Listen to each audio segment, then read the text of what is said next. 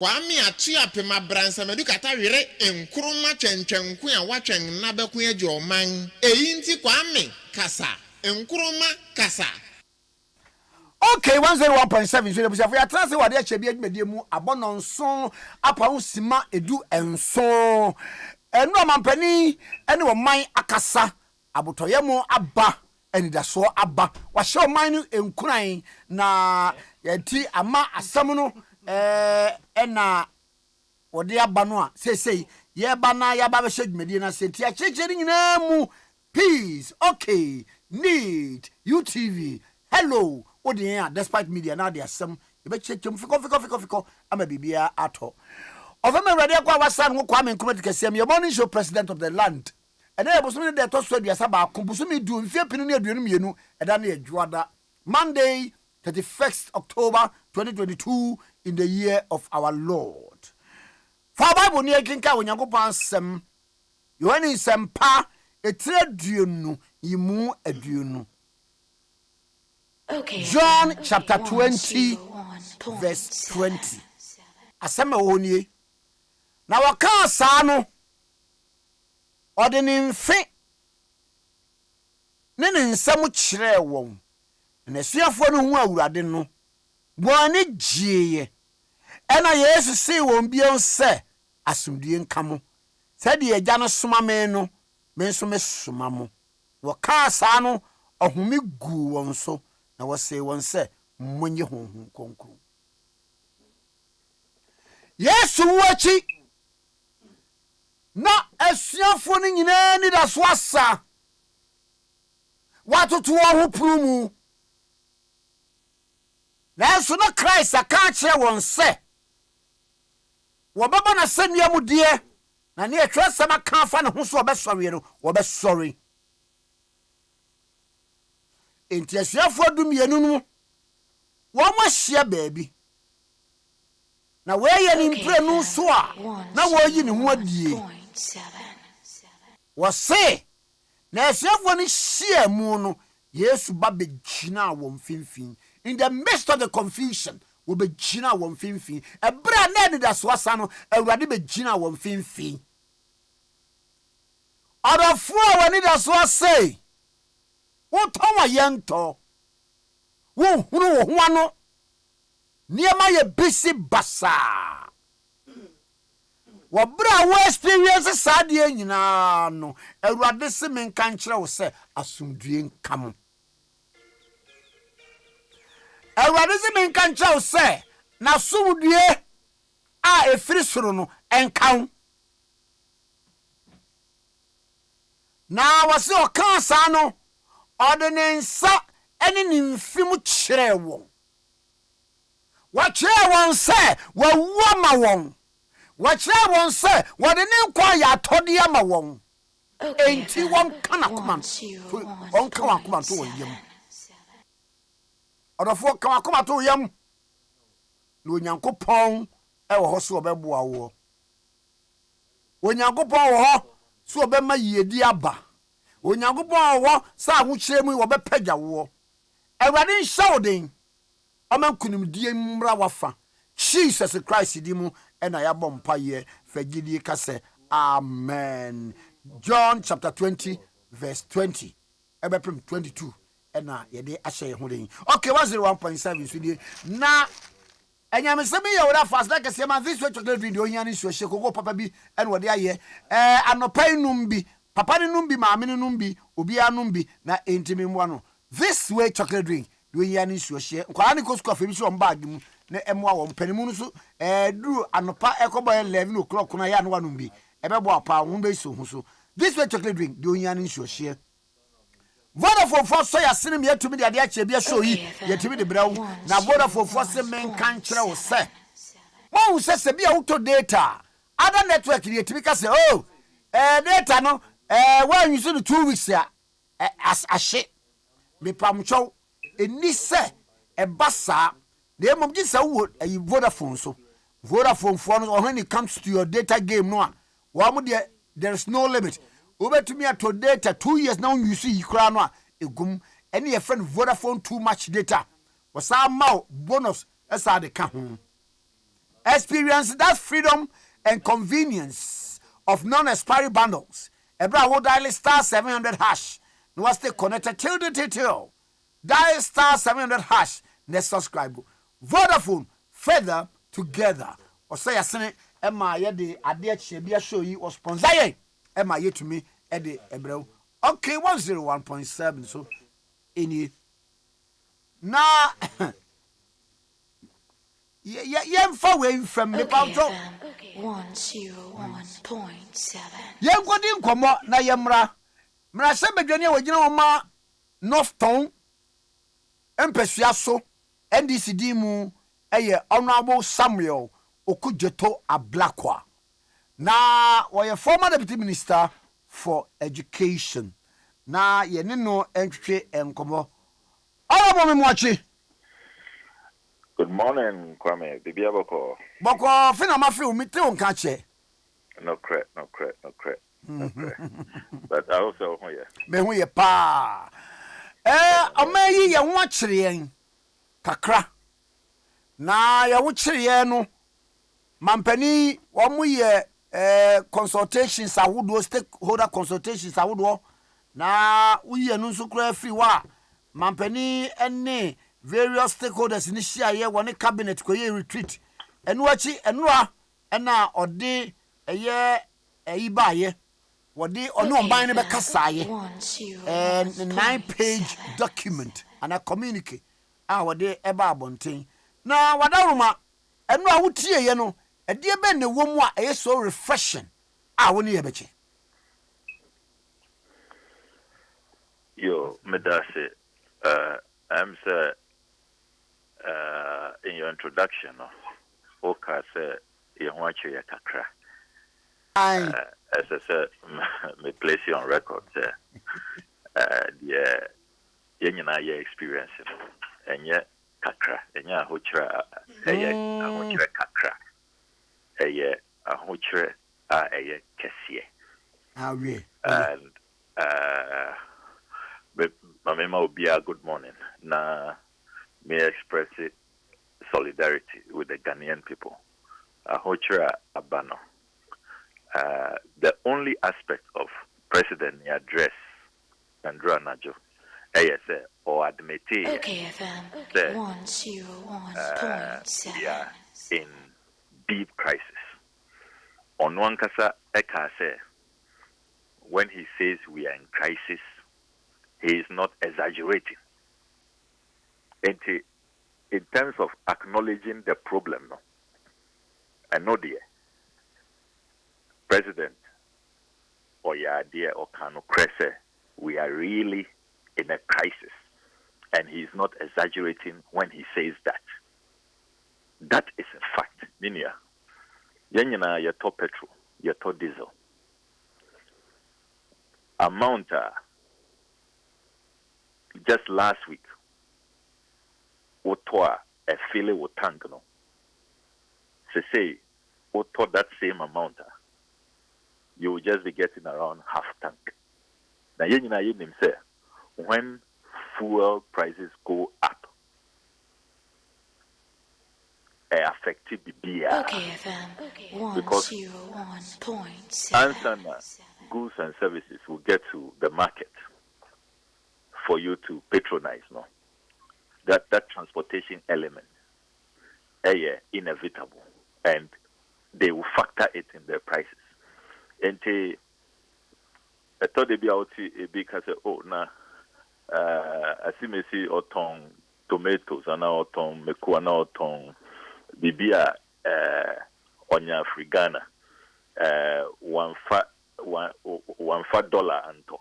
Into a banisana, even though it's a local commodity, it has gone high so much. It is because of transportation elements, no? Based on fuel prices now, once transport fares are going up, taxi fares, trotro fares, so who use it a bus and a pickup truck. Okay, have doubled. 101.7. Also, no, you have to factor that in. Remember, so say utility bills have gone up. Many people are forgetting about that aspect. They say, prepaid now you're using. That's not, if it takes you a month, they say, you'll be lucky to go 2 weeks. Into all of this, and those who sell those items, also, they are within the economy. Almost top. They're buying other things, to keep their businesses afloat. Into this crisis, which has also been aggravated by the worst currency in the world, the Ghana cedi, Ukai Bloomberg, the Ghana cedi has been adjudged the worst performing currency in the world. Job losses are Ade Akye because many businesses are shutting down. They are losing their jobs. And this crisis we are talking about, inflation hovering around 40%, debt to GDP ratio, World Bank was 104%. You are having all the economic indicators showing there. Say no baby I your baby. By on way. Say what the president ne kasa yemu no dollar ya koso e fa gina yesi obi kwa koye social media with the video be 2-minute video be abeto wo ye na dollar ne koso na cedi ne kofo mo e one of the year ama resulting into that year ama cedi na ho de depreciate no cranie. Apart from president or acknowledge the fact that we are in crisis now.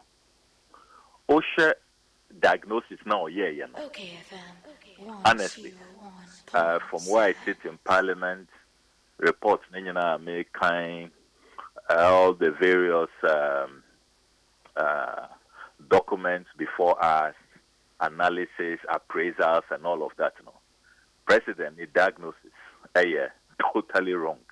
This business of look, Anka Nyama Kuye, the markets have not collapsed. No amount of false information. Sir, WhatsApp message at President or what them say. Mentia, Menhuya. I don't know how many people saw that WhatsApp message. Okay, me angasa me hu ye means to be hu. Yeah, and I've been asking people. A lot of people have also been calling me. Say, what is that message? And you see, the diagnosis no, wrong. And this business. Oh, but at least in what is some crop carbon ten. No, sir. You see, Okay, FM. the AC. Look, many people with investment. Or more attempted, say, or more investment. They want to disinvest. Talk to people, the difficulties they had. What goes round, the reality, the AC, Namisika wa bank yo, Mako Eko Yisikano, Mepe dollars, almost a main chain, Meti Hosa 6 hours, almost a member the next day. People saw these things going on. Bank of Ghana didn't they panic and go on an arresting spree? You can't say that these are just propaganda and people who are just talking down the currency and are making noise. Honestly, President, the diagnosis and reasons are all. Instead, say, addressing the concrete issues, which are his own policy interventions, which has brought us here now. He decided to go into all kinds of blame games, blaming very, if you like, dubious things. There is no validity in those claims. Minia, I have put down 15 points. Sa 15 point ina wodi aba no. Na answer na me pese wo mai wodi e wo no Committee on Foreign Affairs no wo na woda no mra hye bedwam. Russia. Yeah. E de ne ye nya fi ho before say their war broke out. Ukraine, I didn't in your free war, affect sir. Brilliant question. Brilliant question. Osha, Russia, and Ukraine are major trading partners. Top 50. Ghana, Yankaho. Ukraine for or more Ade Akye with grains. They're one of the leading producers about grains. But we were never really, if you like, a major trading partner. Oh, let's say your major trading partners are overbought countries like China, UK, US, India, even countries like Brazil, France, the Netherlands. All of these countries have a feature. And Sana, you mentioned Russia and Ukraine. And T4 Bekaya, Russian embassy for Omar issue at least 3 statements. Omar states they put out the facts. And they are very upset about the attempts by our government to blame them. Say, Omona, Omode, Abba, Ghana. They are disputing that. However, nobody can discount the fact that the pandemic and Russia-Ukraine war are creating some global challenges, especially even with supply chain and disrupting even crude prices. It affected the entire, even though we don't get our crude directly from Russia. No, these are, matters. When it happens, it triggers a certain chain reaction. Nobody can deny the fact there is some linkage affecting the whole world. And what you have to look at, and say, some other countries, indeed, many countries have showed resilience, have showed resistance. Over Africa, Krana, our peers compare the currency, compare inflation, compare the debt to GDP ratio. Who compare when you see that we are in a worse situation. It tells you, sir, there is something fundamentally wrong. Your policies. And many analysts, World Bank, for a lot of the IMF reports that have been issued on Ghana, they've indicated, sir, even before the pandemic, before 2020, this economy was overheating. There was a certain borrowing spree because finance minister and the minister of state, the more they borrow, the more they make personal gain. Or companies are receiving commissions, they benefit. They were just borrowing like there's no tomorrow. The fiscal recklessness, that is what has caught up with us today. Indiana, despite Russia, Ukraine, COVID are affecting Obiano.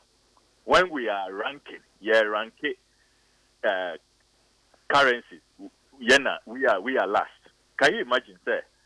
On the global index, yen currency is performing worse than even the Ukrainian currency, those who are receiving the bombs. How do you explain that? And yet an issue of let's blame external factors, as the president continues to do even as at last night.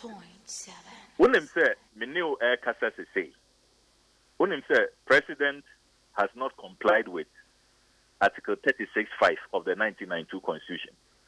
That provision, you say, obey president, we are president. Within 2 years, as I said, we present it to Parliament, we vision and a coordinated program of action.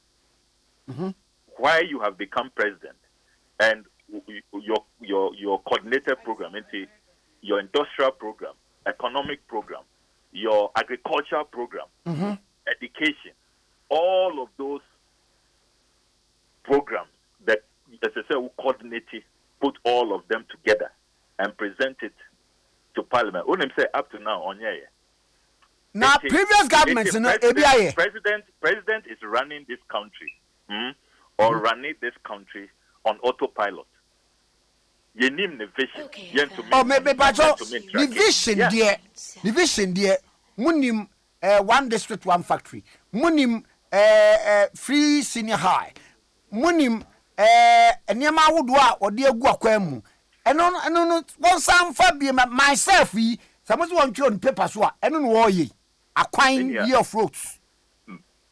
Minia, you can't vision. You're different from slogans. Oh, okay. Sloganeering. Yeah. Vision, it has to be clear, measurable, and the bolts and nuts. That is why the Constitution says the coordinated program. OCA 1D, 1F. What kind of factories? What is our competitive advantage? What will really make an impact? How are you going about it? Is this about just identify private companies? Now I call some painting. Now that's all. We are not even tracking what jobs they are creating. In China, what kind of population housing census? Unemployment is at an all-time high, a historic high of 13.4%. If you look at an investment like Ghana Gas, Professor Mills, Vice President Mahama almost started here, which President Mahama completed and commissioned. That is a major investment in our oil and gas space. Many workers say Ghana Gas, a turbo gas project. Every year they are saving $300 million. 50% of your LPG gas now yet for you didn't you see domestic gas consumption 50% is from that turbo gas project. That is what we call industrialization. We identify the it has far-reaching implications. A sustaining economy no. A boa ama or minor ye. In China, you see, they say the devil is in the details. Also, sloganeering, just throwing slogans. Yeah, 1D, 1F. If you don't present to Parliament your coordinated program, we don't know what really this policy entails. And we are not able to vet it and see which strategic areas we should prioritize, we should be investing in, and what sums of money, what quantums are going there. Are we losing more money if you look at the Auditor General's report, instead of saving those resources and investing in key sectors? Auditor General's report. This country is just on autopilot. Auditor General's report na eba more feasons whatever be we wahasika we akodi ani ade eti ye kan wie no obi akoda ena special prosecutor no onye interested in so. You see, that is a problem in this country. In China,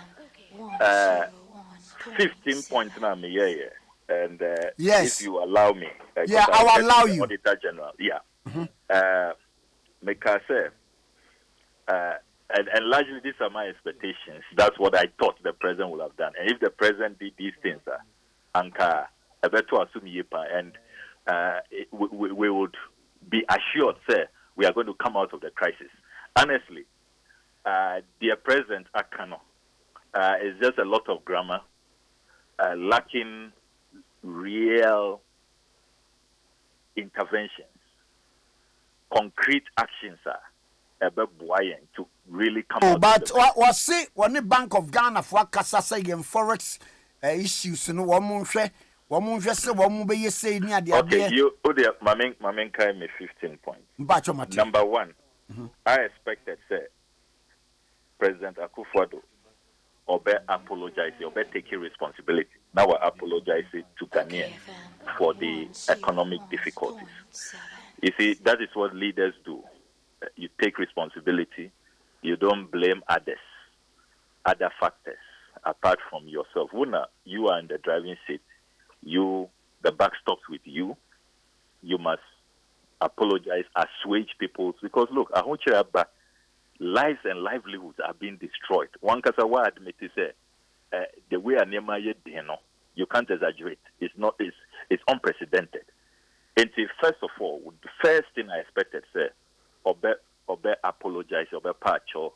Na you disarm, you calm everybody down, and then you are seen to be a good leader who is taking responsibility. Mm-hmm. We didn't see that. Number two, I was expecting, I believe many Ghanaians were expecting, including MPP MPs, or no members of his party, were expecting, Obe announces, with immediate effect, he has fired Ken Ofori-Atta and Charles Edubwane.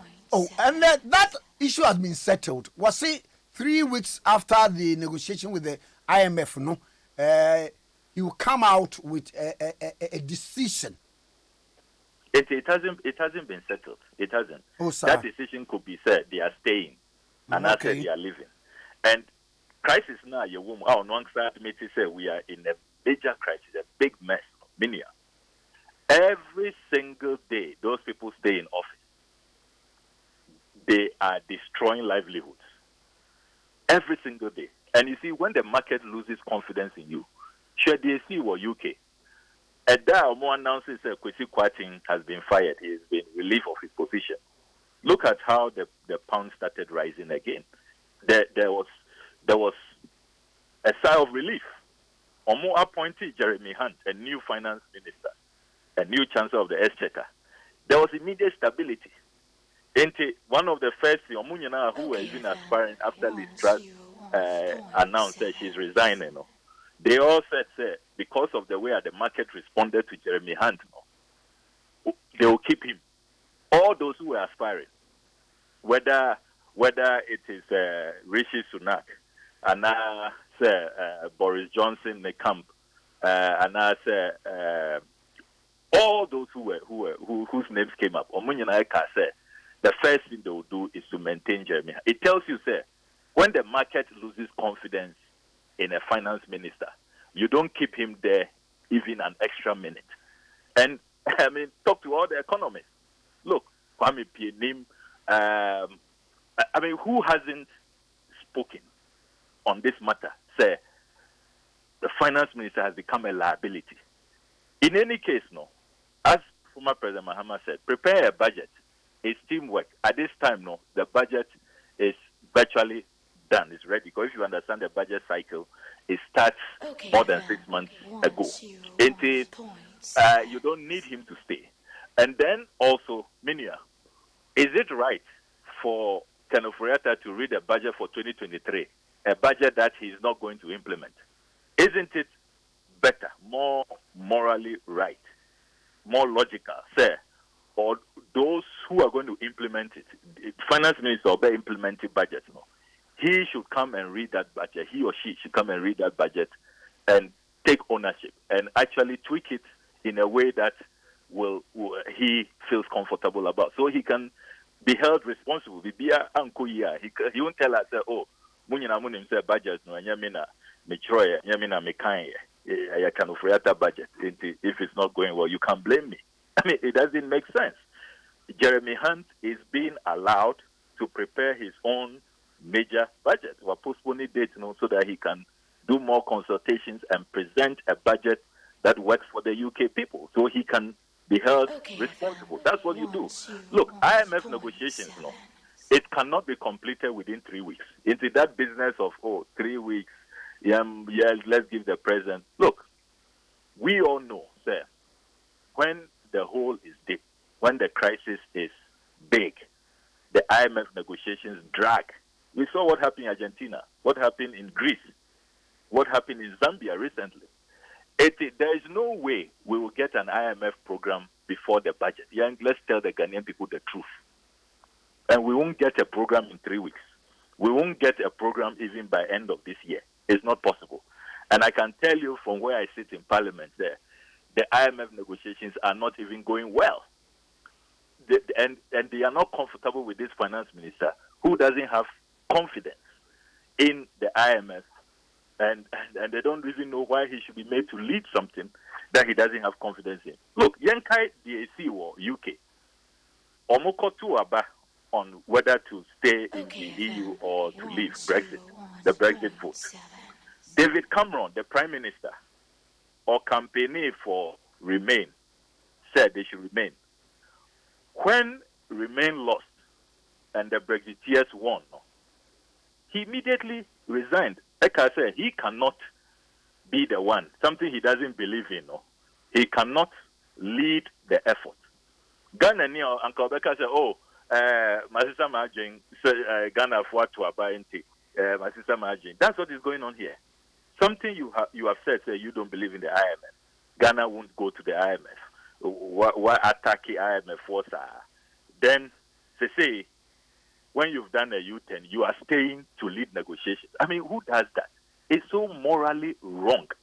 I insist, sir, point number 2 is very, very crucial. President Akufo-Addo should have announced yesterday, sir, Ken Oforiatta and Charles Edouboy. Now, point number 3.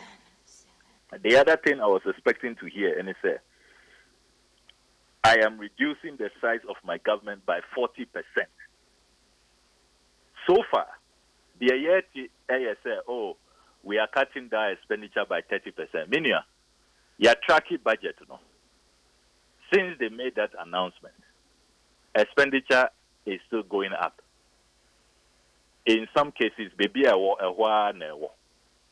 The only way that we can make savings substantially and concretely, cutting down the size of government. Meaning, we don't need all of these hundreds, over 700 presidential staffers that we have now.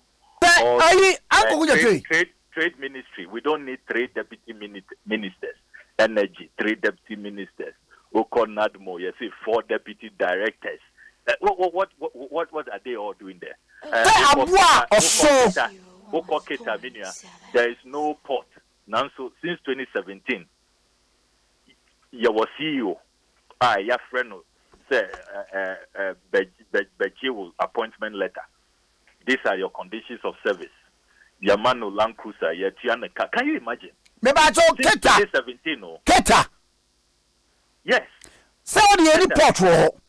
Yes, you need port. Now, so you will see you. You will be or just salary every month. But maybe in anticipation, see a benya port.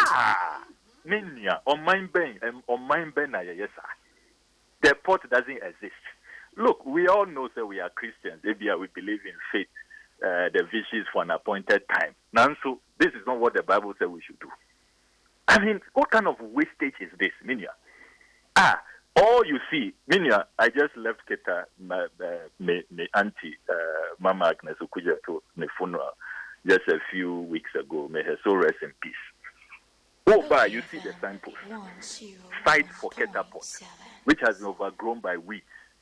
I mean, now you're so crazy, you're because clearly you have snakes and all kinds of reptiles over there. And yet we are paying somebody, CEO of Keta Port. I mean, what is this?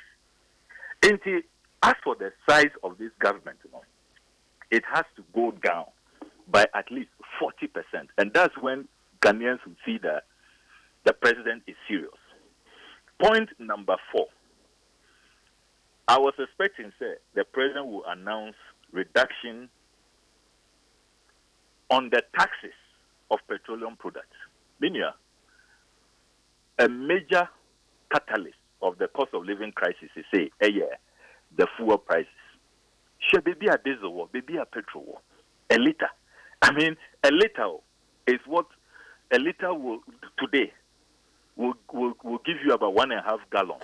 Just a few years, 2016. Copec for air, it is even going to go up to hit 20 by next week. I mean, Why? And it's all because of the taxes, Minia. The last time I hear county, we had about 18 taxes on petrol. Later, beer, water.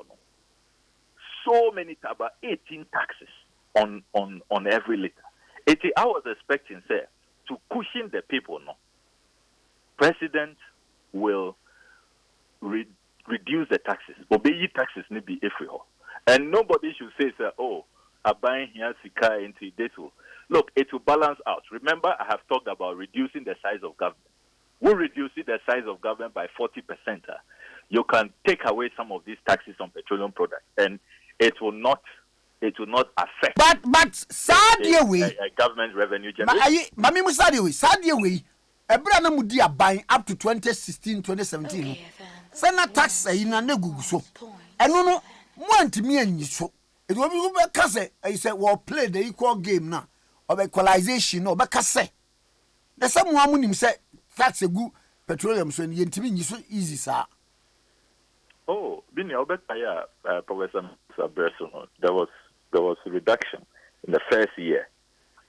He did that, and we analysis of the rate of increase. We know where near the air cost to say the NDC record. Nowhere near. Look, say no, we are in crisis. We are in a cost of living crisis. In Zida, President Akasa Kase. He can't exaggerate the level of this crisis. A crisis we haven't seen some in our lifetime. Into what you do, and it's you take realistic, drastic, impactful measures. The Bois Ghana for. Yeah, let's face the reality. Let's face the fact. It's when you come and read all of this long winding, grammar, no, without touching on the specifics that will really impact the people. And Ghana for and Opawe, no, they should feel some relief. But that is not what is happening. And one area that will have impacted everything, our prices will begin to go down. Will be some relief with these petroleum products, the taxes on it. And a point number 5. I was expecting, say, President Becker said, look, I will take advantage of being blessed with 2 former presidents who are still alive into instituting regular meetings. Now, I'll pick their thoughts. I will consult them. Former President Kufuor and a former President Mahama. In times like this, no, that's what other countries do. Maybe they have former president. Yes. Maybe former President Mahama. Yeah. Me na bi akame na na adoa. Oh, me no akwa elections mienu. Maybe 2 back, maybe 2 mienu. Say we no amamu na kame me tu. Enti bi an nti na onfre no.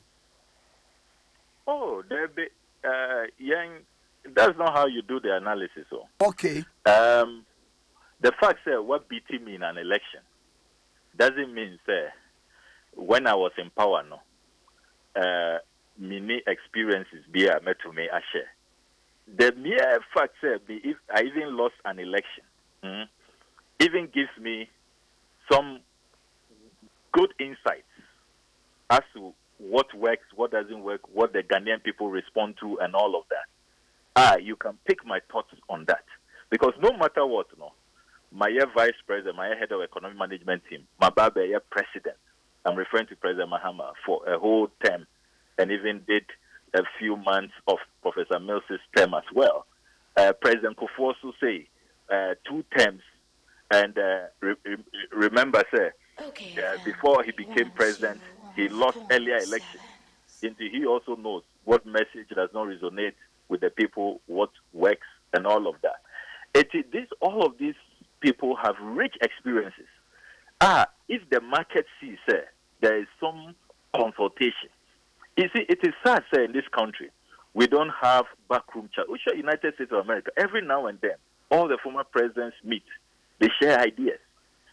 Jimmy Carter did 1 term, but he's invited there. It doesn't matter, Obi 1 term, and now Obi losing elections. And look, losing an election is not the end of anything and at the end of your life. Should you see what Brazil and Rana just say? The Brazilian former president has just won an election. Lula da Silva is coming back. as the president of Brazil. Hey, wow. Yes, that's the breaking news. Former presidents can come back to office, and people can get disappointed in the president. And do you see it replicating here? Oh, no doubt. I have no doubt in my mind, Ninia. I have absolutely no doubt, because everywhere I go, even in my own constituency, outside the constituency, I'm quite active. We call programs, we call campuses, there are all kinds of invitations. And the client call, then it says, Sankofa, Yafe President Mahama, as I said, Osaimba. Into DAC were Brazil and DRA, President Lula da Silva, what defeated President Bolsonaro, or yet the incumbent who was going for a second term. No? I have no doubt that Ebesi Wadana, it will happen here. Into this consultations of former presidents, important, is necessary. Then point number 6, I publicly commit not to charter a 20,000 euro an hour luxury jet for the rest of my term. This is a matter up to now. More than 2 years now, me raise the issue with. President has decided, say, on one kasa there, on he would not say a word about it. But an assurance will help. Say, yes, meaning say in the last 2-3 trips no, on charter because of the state of the economy and all of that, it's not clear if when things begin to improve, he will go back to that, reckless 20,000 euros an hour charters. An assurance like that, specific assurance, Point number 7.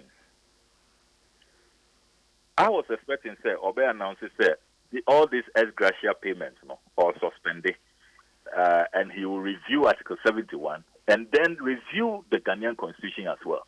Because some of the reasons why we are where we are, challenges now you're facing, is because of the 1992 Constitution. For example, this president's vision and his coordinated program. Why does Article 36.5 give the president such a long time frame, say over 2 years? That is half of your term.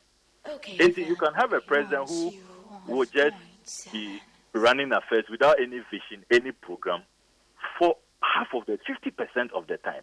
I think it should be the maximum period should be 2 months. You have 2 months to present your vision, your program to Parliament for the debate, for approval, and we know we can hold you by it.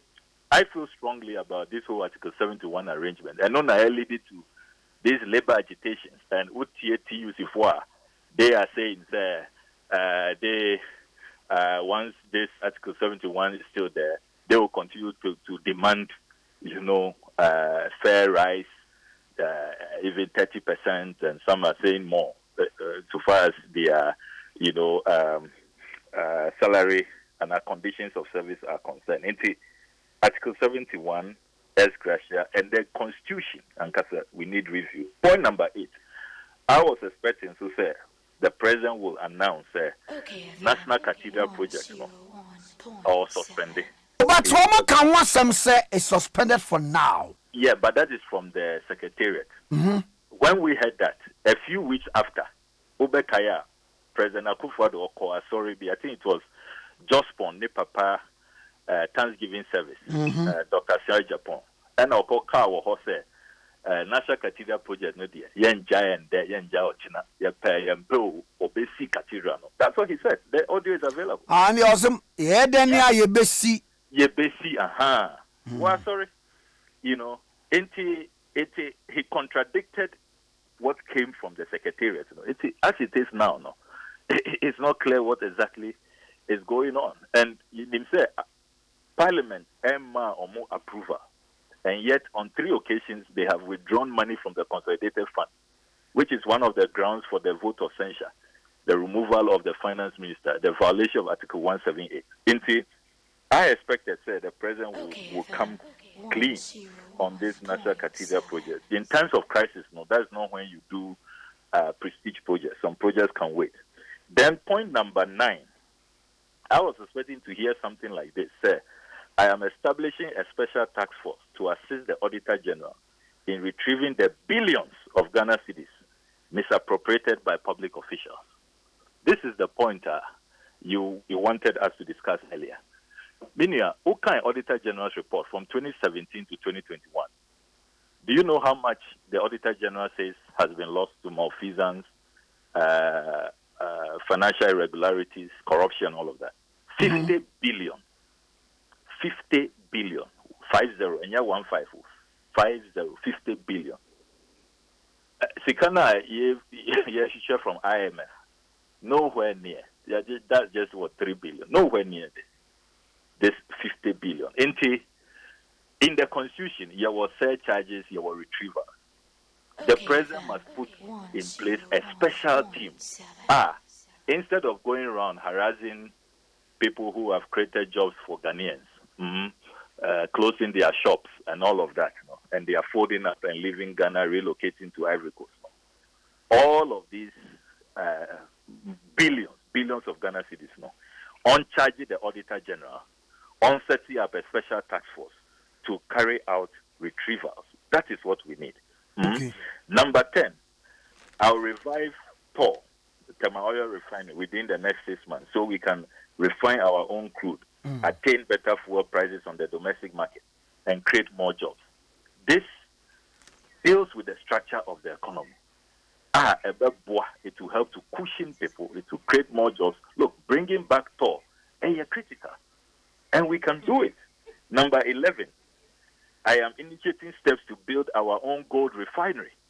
Look, we've been what? Mining gold in this country. President Nkrumah was the only leader who was almost done in building that gold refinery. Unfortunately, couldn't see 24 February 1966. They went and ransacked the project, and since then, we've not had a gold refinery. And something like that will help to change the structure of this economy and put us on a sustainable path where we can add value, to our gold. Number 12, requesting all retirees. Meaning, on the public sector assessing the number of retirees, and you'll be shocked at the number of retirees in the system. Contract 2 years, 1 year. Some even have exceeded more breaking the constitutional provision. At the time you have a job creation crisis, you've asked NAPCO people to go home, they don't know what to do with their life. Unemployment is at an all-time high. Why are you keeping retirees in office? When they go home, more pensions and other savings they can depend on. The youth who are fresh graduates, they don't have anything to depend on. Until you ask them to go home and you create space. Meaning, a place like Valco, you'll be shocked what is going on there. Virtually everybody in top management is on retirement. Meaning, from CEO down to everybody, HR, technical directors, OBI retirees. Why? When there are young graduates, fresh ideas who can come on board. The next point that I was hoping that the president would talk about is initiating steps to renegotiate all existing contracts in the extractive sector. Meaning, this point, I feel very strongly about it. Oko Botswana, they did something like this, and it worked. The Botswanan government almost renegotiated all their diamond contracts, and it moved from about 15% to 80% in terms of the national revenues. We can do something like that. Say we don't have any share in Anglo Gold Ashanti. But on mine is share. Yes. You told my why? Oh, the foreigners. Yeah, we don't have any share, Anglo Gold Ashanti. Government of Ghana. Either say and yet productive my answer or mine, and now we don't have any interest in. We don't have any interest. You need share be a 0% share. We share structure now. Wow. We don't. I mean, can you imagine? I mean, let's learn from countries like Botswana, Tanzania, under Magufuli, what he did, renegotiated all these contracts and brought in national revenue. So they don't need IMF, they don't need World Bank with all their conditionalities. Because the Anglo Gold, me kai say, maybe, one through NIB, one flow two shares, go one cause and yeah, Emma, Miko Toby, scan cry, you have a permanent. Mekai. But as it is now, it's no longer in our hands as Ghanaians. It's now a foreign entity. And it's really a shame. It's a shame. Should baby a gold price is what how it is doing well in the world market. Yes. Anglo Gold. Yeah. On mine say. Yeah. You need interest be a woman. You need interest be a you didn't know my woman too. Yeah. Now you want taxes crab woman Tony. What we now depend on. It is a dividend to be a buy. You need be woman. Debit 0%. Things like that, agreements like that must be renegotiated. And Yensia free Botswana. Since when? Oh, it's been going on for a while. Our shares have been reducing. And then I think the Kufuor era, we lost everything. It's been going on for a while. Now that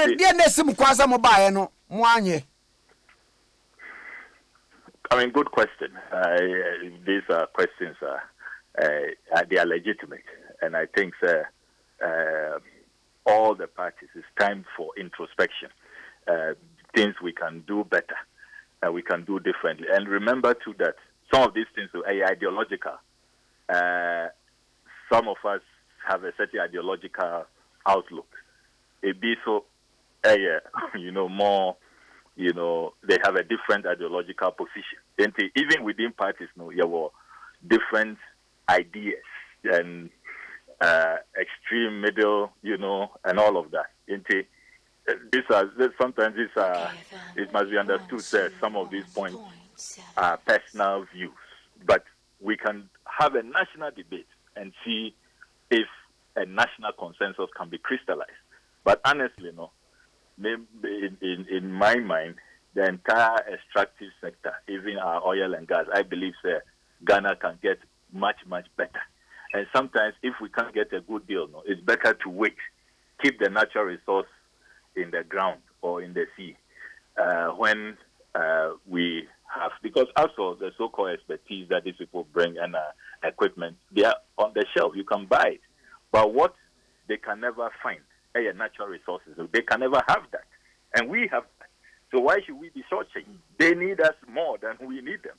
And I think that I agree with people like Nana SKB Asante, who have consistently questioned our negotiating skills and, how as a country, we don't often negotiate the best deal for our people. And it cuts across regimes. And I think that this, in economic crisis like this, as we talk about changing the structure of the Ghanaian economy, you cannot have this discussion without taking a look at all of these agreements in the extractive space. And as I conclude, I have two more points.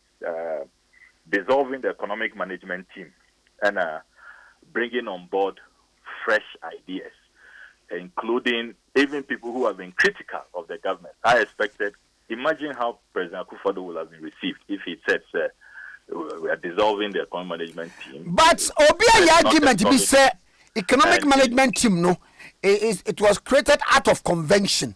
And in our status. Ye dissolve no can ye be your take on that? Yes. Oh yeah, they are right. They are right because there's no constitutional provision here.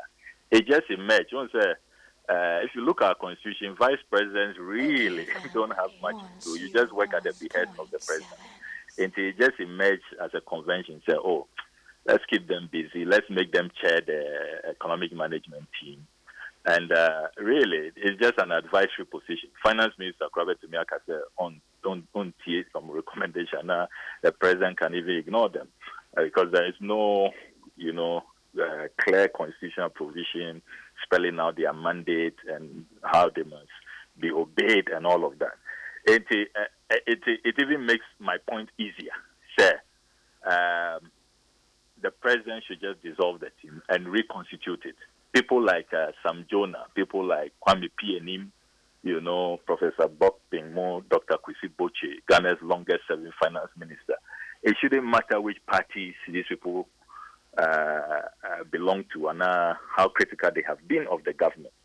It is really necessary, sir. You consult them, bring them on board, and to help us go through, navigate these, very choppy waters. Then at the final point, which I've made earlier, point 15, I expected the president to say, sir, he'll comply with Article 36.5 and present his vision, his coordinated program to help us. Because you see, no country develops on ad hoc speeches and knee-jerk reactions. Crisis about intimate Kasa, and I'm going to outline some plans. Then I go to bed and wait for the next crisis. The countries that show resilience, the countries that are transforming, those are the countries who have long-term plans, well articulated. It's been documented. Their parliaments have discussed it. So in those plans, are even shock absorbers. When there are external factors like is happening in Russia, Ukraine, and now COVID, you see that they have better shocks. Then within the domestic environment, they are able to, those plans and the vision, which have been clearly outlined, will then create that kind of, transformation, development that the people want to see. But if you are just, look at what's happening in Rwanda. Clearly the man has a vision. He has a plan. Was submitted. Everybody can follow. They know where they are going every year, every 6 months, every month. We don't have that. As we speak now, there's no such plan. Our president was presented to Parliament in flagrant, if you like, disregard of Article 36.5 of the 1992 Constitution. I hope, sir, that will be done, and then we can really debate this structure of the economy, changing the state of the economy, and having visionary leadership brought to bear. That is the only way to move forward and really get out of the current economic mess. Okay. All I'm going to say, I'm not paying, say, what you bring now, also only a dinkum. We'll be any best at Safro. Yo, Mr. Medasa. Yes, that's a pa.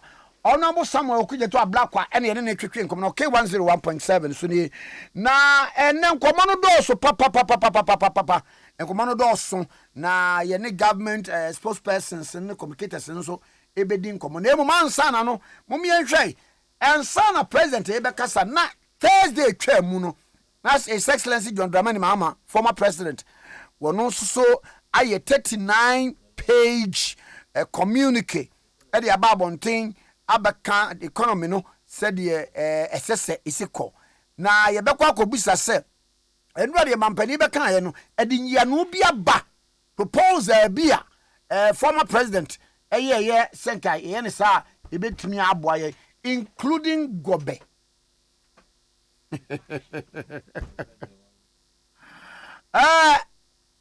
Lord God, when Edu Tamakuru, your private legal practitioner, aid ma former President Mahama. Lord, me watching. Well, Kwame, I know by major so, Mecha, okay, from a chair, Bojina, a Isaac, and it's my farm way. I know by Ghana United Team. Yeah, that's it. Yeah, that's a pa. And I know. Between the former president Ebeka ye Thursday no na within the solution senka ye way anke beboa enwa mampani ababonten ene o man abedi nkomo as captured answer eniema bia na mo hwe animu akwan yo back me once again Mitchell na me first akwenia so enchia amenia Samuel Okujeto ablakwa na michini papa na sebio utie die minyonko honorable Samuel Okujeto ablakwa de tu Ghana na o share na o monitor the Ghana for nyina eka after the statement by the man Kenya which me who said this and no aye dear photocast overfriend of missed opportunity. Look, your man Penny enya glorious opportunity, sir, obe twin Ghana for nyina na yape kwanya yebetimi aso the current economic crisis kosomo sa enyoma mu a emu ayedin ama Ghana for no ebe brase kakra. Unfortunately, your man penny ain't that opportunity. Into you do and we are back to square one. Look, you see, leadership and easy. I will never pretend say leadership is an easy task. I'll be the last person to do that. In fact, I have worked with leaders. I have seen almost sleepless nights. Emra yina yadano na omo prekwanya omo making things better for us. So I'll be the last person to downplay the role of leadership. But Kwame, there's something also about leadership I see in Nigeria, which is that Sebio, we a leader, the buck rests with you. Again, corner, never. The last person that he rests with a unipana, your friend, leader. And in this case, is no other person but President Akufo-Addo. Bro Kwame, how long can the president continue in the blame game? How long can our president continue to blame COVID-19? Continue to blame Russia, Ukraine? How long is it going to be? Binson and Nam Momo Adia, Namayemo, Sydney Koso, now there is that panic a reaction. You see, God, you see, sometimes, I don't know, but you see, Bible, you say God is never mocked, and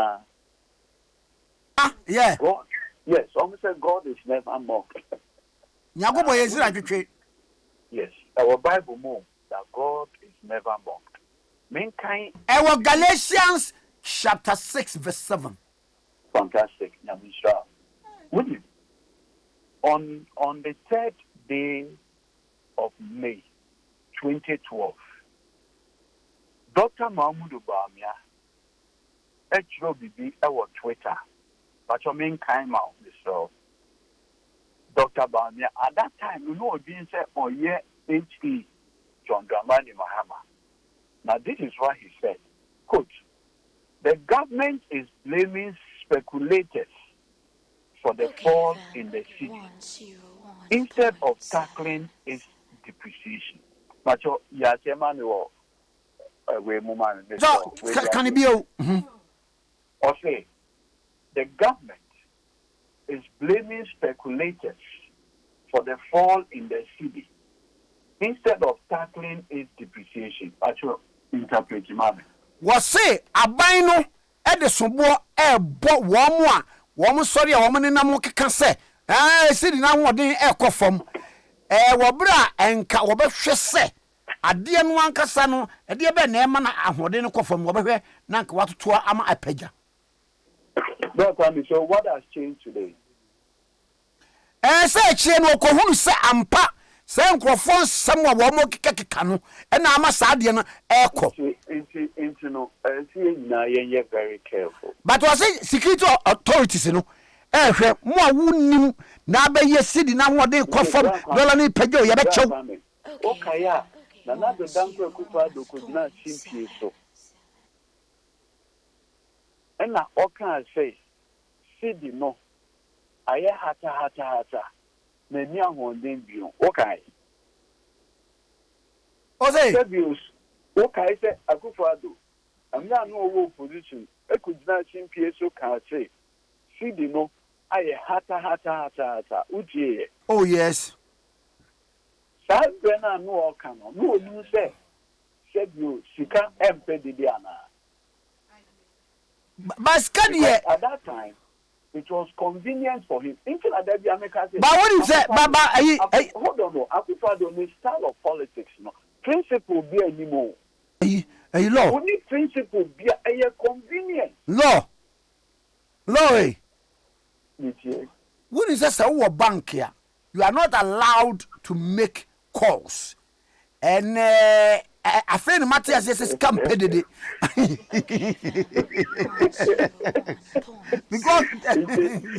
who you did it?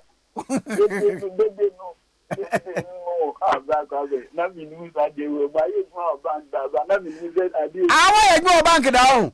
Oh, my banda. That is the reason why you are not allowed to make calls at the banking hall because campaign because you can't pay noise. Hey, pay noise at all. The final insight here, but you see, back to the issue. Now we are making an say. And another down to Kufado, Epe, Ghana, Mampinino. Said you, not the kind of politics are not all yet. And your politics are sebi. It's not one of the things that was to promote the welfare of this country. Not the only the opinion I need to me, Okay, and then one need to me, then no the to me now. Look back on me. Look, Andra, let me because I speak and do a lot of stuff. One person means here the Onankasa Becca everything. Over 30 minutes speech, no. What was it about? Why rehash it? The various things are not the no cano. 3 SHS. And one can home. Look, the issue confronting us is a very simple matter. The country is broke. The country is bankrupt. What message, Mantini and woman will say? The bankrupt situation I am finding yourself out. Obey say road contractors over 10 billion Ghana cedis. Said you and Profona my fertilizer, yet the year planting for food and jobs. I buying at the Omoka fertilizer and over 400 million Ghana cedis. Siblings, no. Almost like a brewing can with the Diana Nyoman. I buying at the Omoka 263 million Ghana cedis. It's a planting for food and jobs in Kwan. What the car a buying a fertilizer for any when what the name is getting to 700 million Ghana cedis. Right, Kwame? National Health Insurance 2021. A buying every 1.2 billion Ghana cedis from the NHIS levy.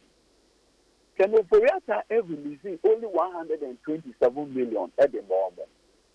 Rakwan Menoka said, National Health Insurance is in arrears.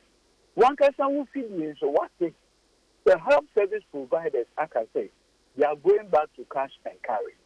Unfortunately, the depreciation of the city has become.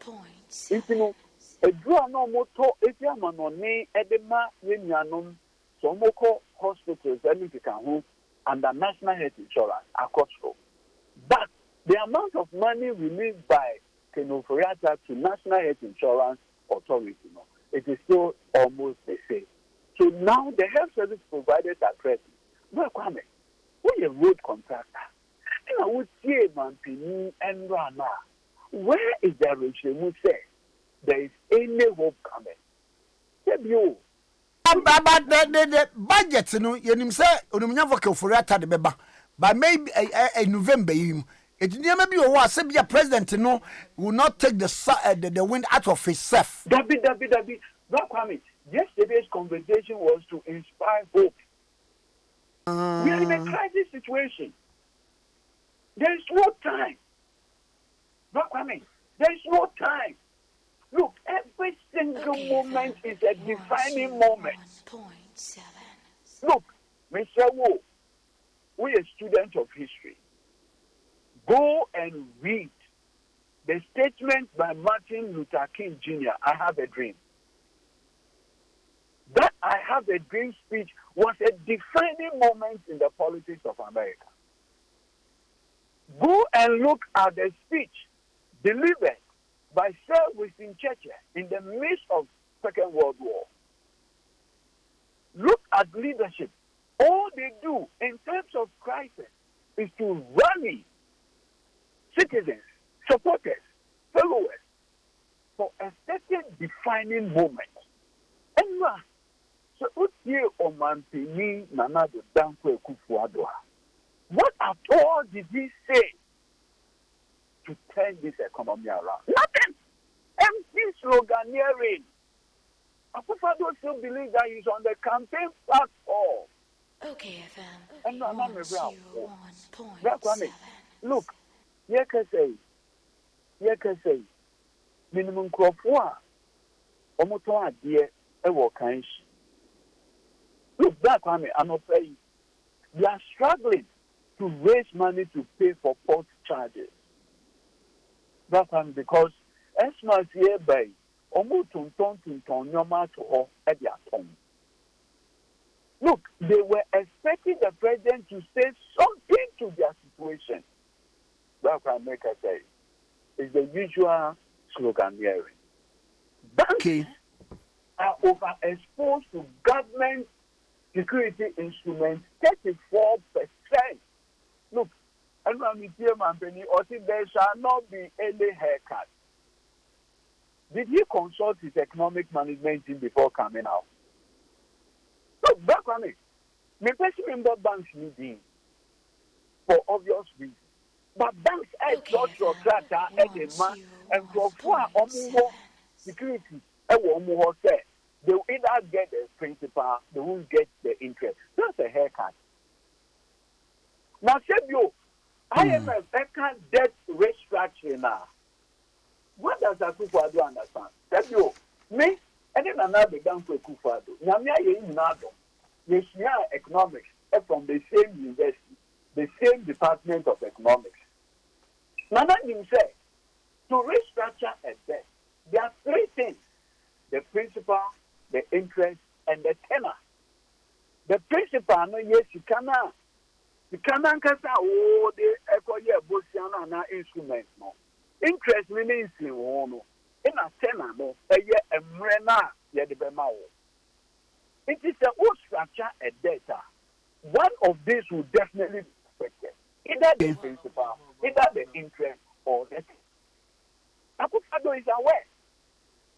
And he is aware that one of the things in that IMF deal with, it cannot be resolved. It's because of the issue of debt restructuring.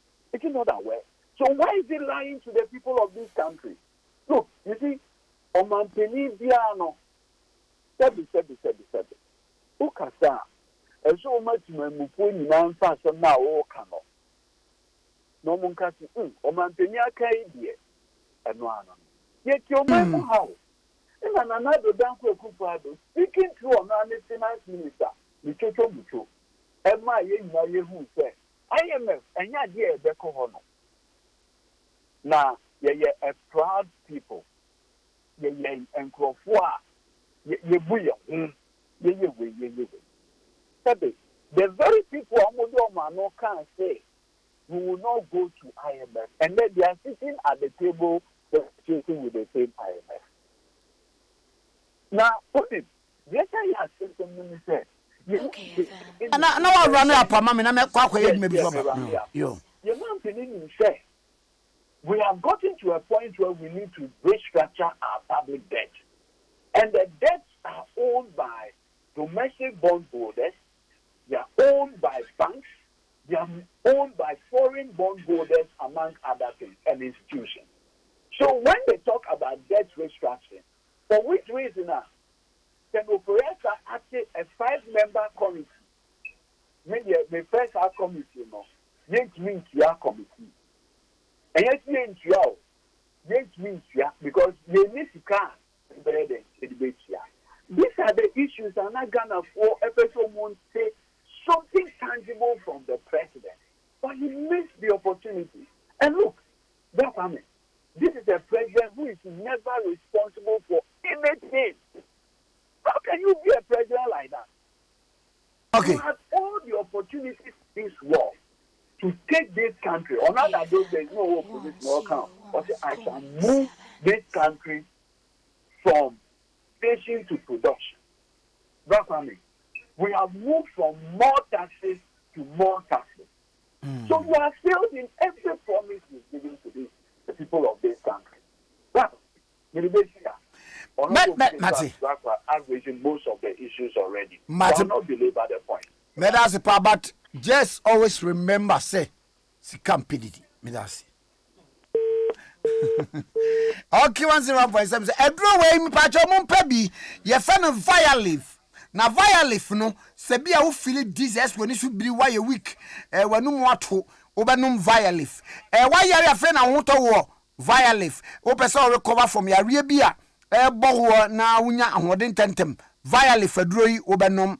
Na it me boost to immune system, no, na equatia ya rear na via leaf, no, a restorative blood syrup.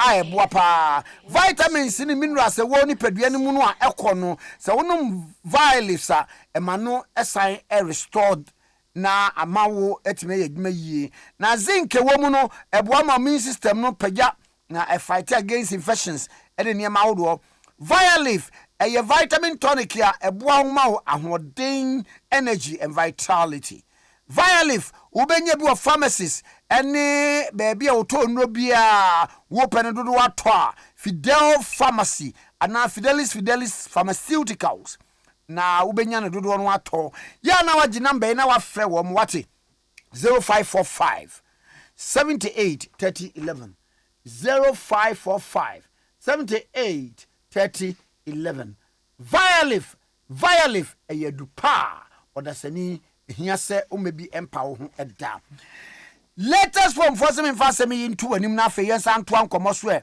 na ene dai latest form for say wo mattress papa ne boda from mattress ya echema wo ema problem bia se woda so eboa size bia no ye wo bi ye wo queen size king size double 1.5 ene de keka ho enyina bomodi pebi na entimi emwa wa pomuden ene wonnamu enti kai latest form your mattress and size bia say medical can obenya bia king size double 1.5 students mattress pillows ni de keka ho nyina say we ye no a latest form for yes I furniture enkonya design bia ye obi color bia ye obi latest form your partner for life latest form your partner for life mattress no you will be near sawo eye furniture no baby apeso de sie bia no e be ma bi e de asi latest form 4 you introduce MDF bed wardrobe 6 drawer and side drawers coffee tables center tables and addresses latest form 4 your branches awodo don't settle for cheap buy quality buy latest form products latest form your partner for life obetimi aba Facebook na so do wadwe nkyira ba ya kenka ama wo enura mampani ni oman akasa edie na wo enso teye na ye no so etwe enkomo ewo ho okay 101.7 so any na mami komani me na fei memfa wei emfam edro wei mabo hu dewura na wo de tribe nom na abeka se mani dance amfere ye frɛ no imbust herbal mixture police ni aduru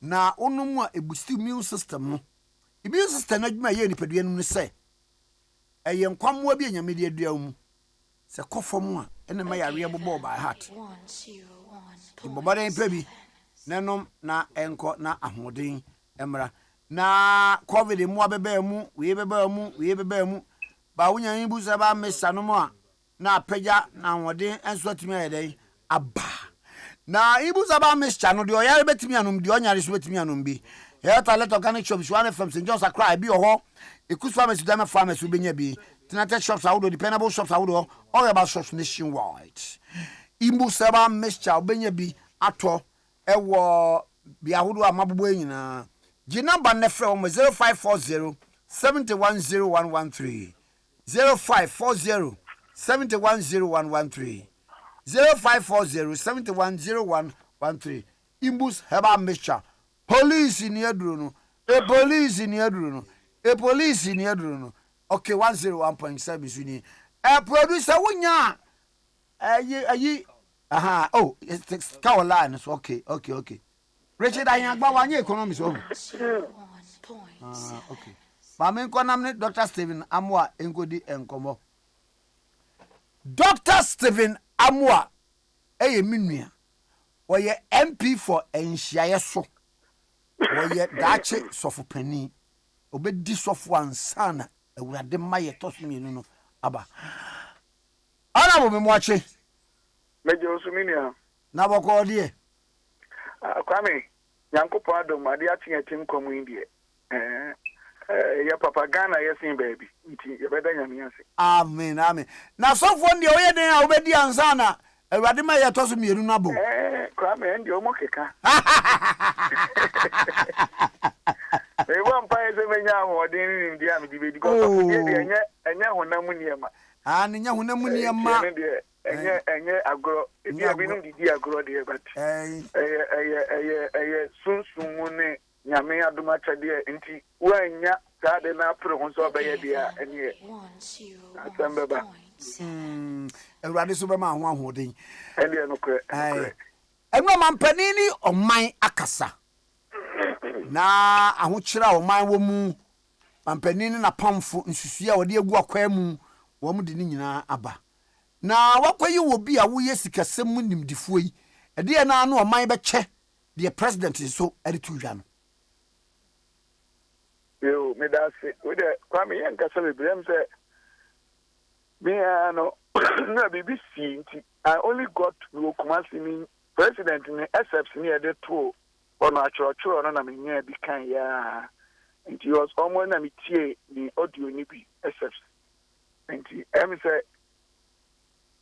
eniema na president oka anwa asem no dodo na metie anade dodo na metie na dia me hu ye nyina no se dia di nka no president demonstrate humility or the ahobra or sure ahobrase na utimi say he empathized with Ghanaians and himself as a leader. Oshane kasa emuni adia. President Yubia or Kasa Akugudroso. Very confident leader. But then on one near Koso, a man anywhere singing the DPC say he feels the same way Ghanaians feel. He feels the same way the people in US, South Africa, UK, all over the world. Or how Kasiaba can be that's the same way he feels. Then he also went on to also raise issues I also say other key stakeholder individuals and groups can also do to help in terms of our positions, actions and inactions and maybe public utterances and even managing public information. And that is where he try to explain the fact that I thought that some of these things etimi disturb a market. Once it does that, it has negative impact on our finances, our currency. It is a fact. But we need what the financial economics are CBR, CBB, market confidence. And what the president about finance areas near one of the important research information. Those things. And maybe you'll be on Tesania Manaseno will give literal meaning just like that to what the president said. Maybe your question be before.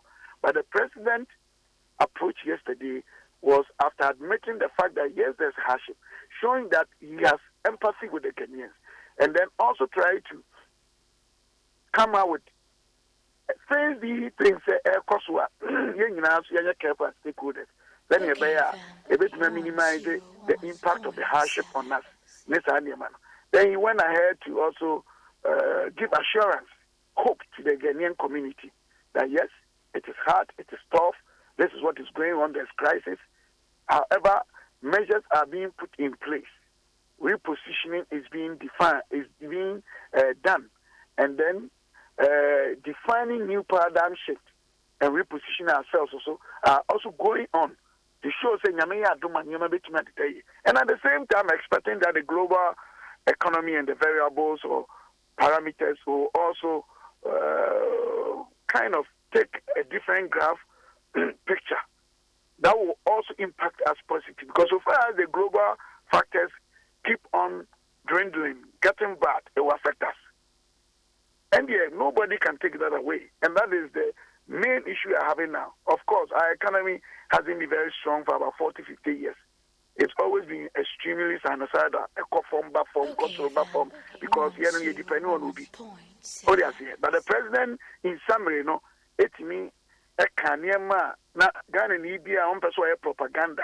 And also on person can do a cano. Okay, name also can see a reality. There was anything new. Maybe somebody can also have another suggestion which you cannot throw away. But of course, the most important aspect of what you were supposed to see in it, I think the president spoke about it. And I'm sure that if the communities and the society and the Ghanaian citizens will take these things in good faith and reflect on them, they will redefine the posture of our market. And probably it can also add to our struggle to ensure that we restore our economy even in this global crisis. Now, before say Mampani Edibatu Gano, now it's always social media. Now so the December Kwana mienu bi atudwa nya de no. Minister munhe no some friend mama bi.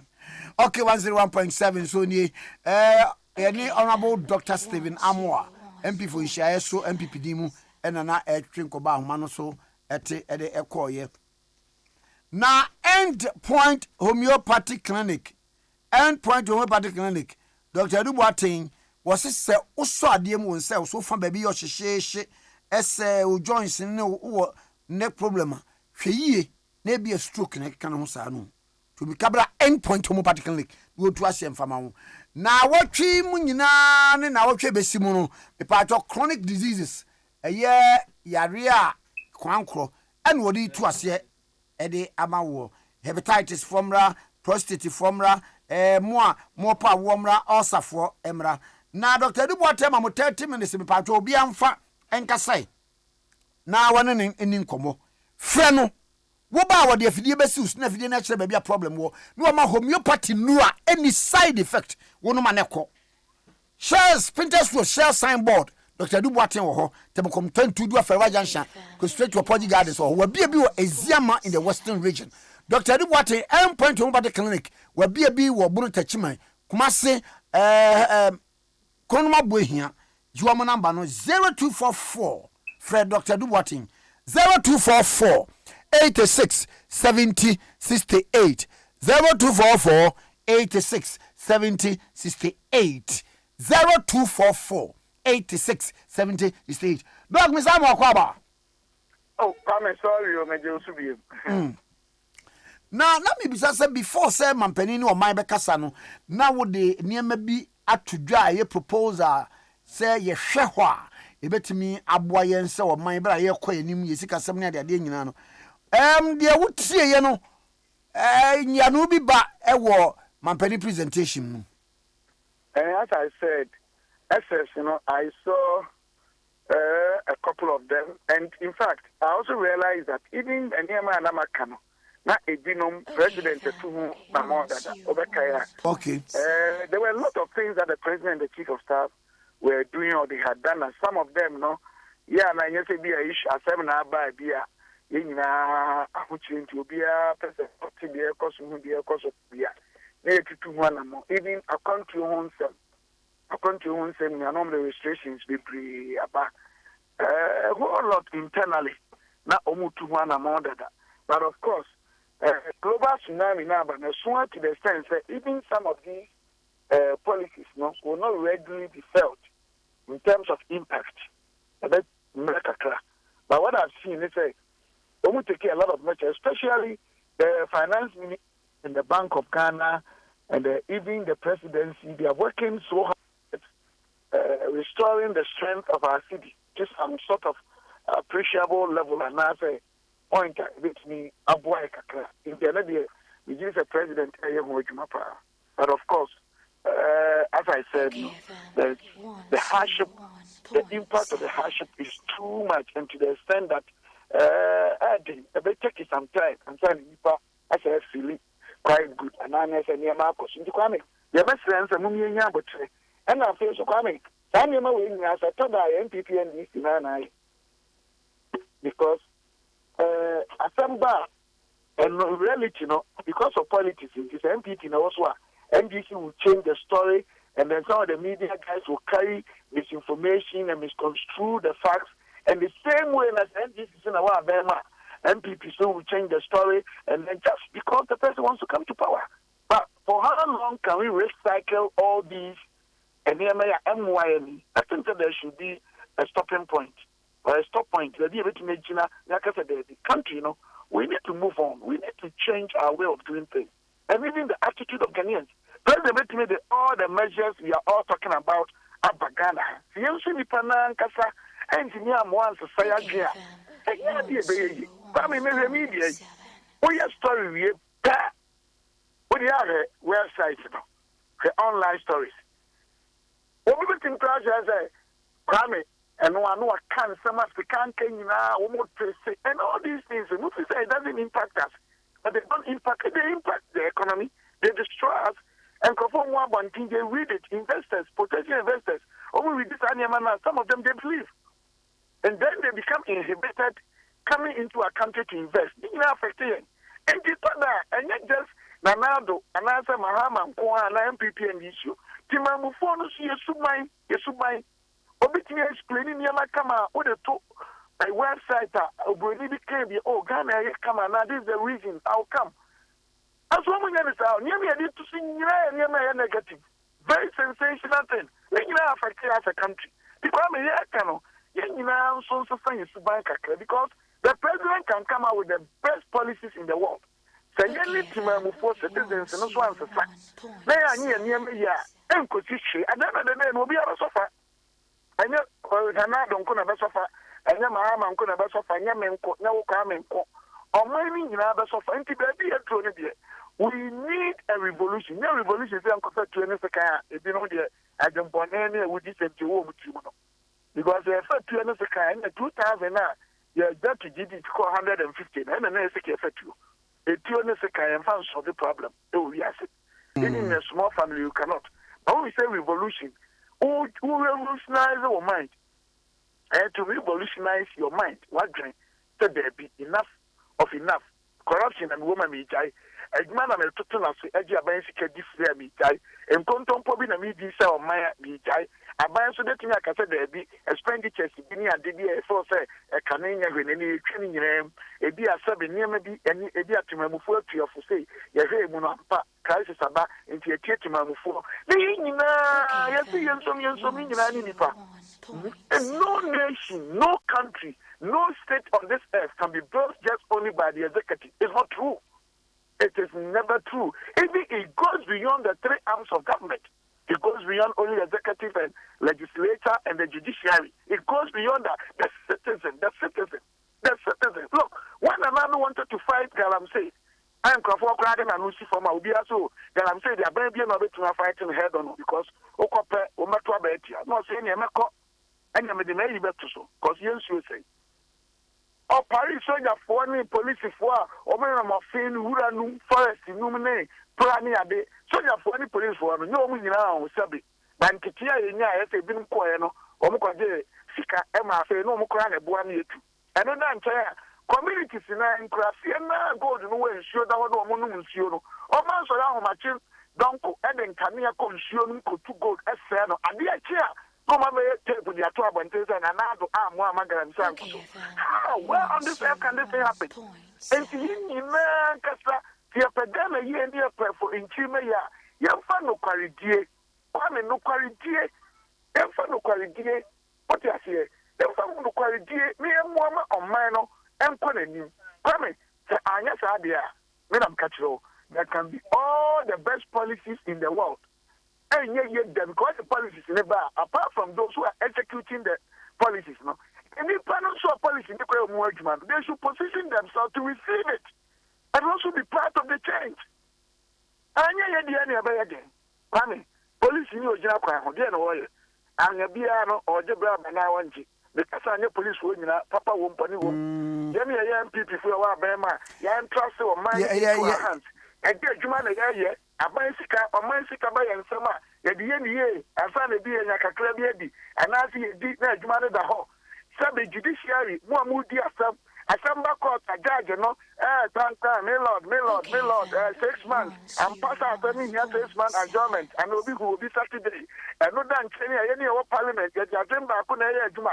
MPP majority, the people are that boy of mine, minority support, and I support. I mean, these are all issues. As so for more Kroma, and then to tear preaching, then over the mind. Traditional leaders, you need that almost so, and Sanosan almost no Parison, I can or Mary Mudiabua.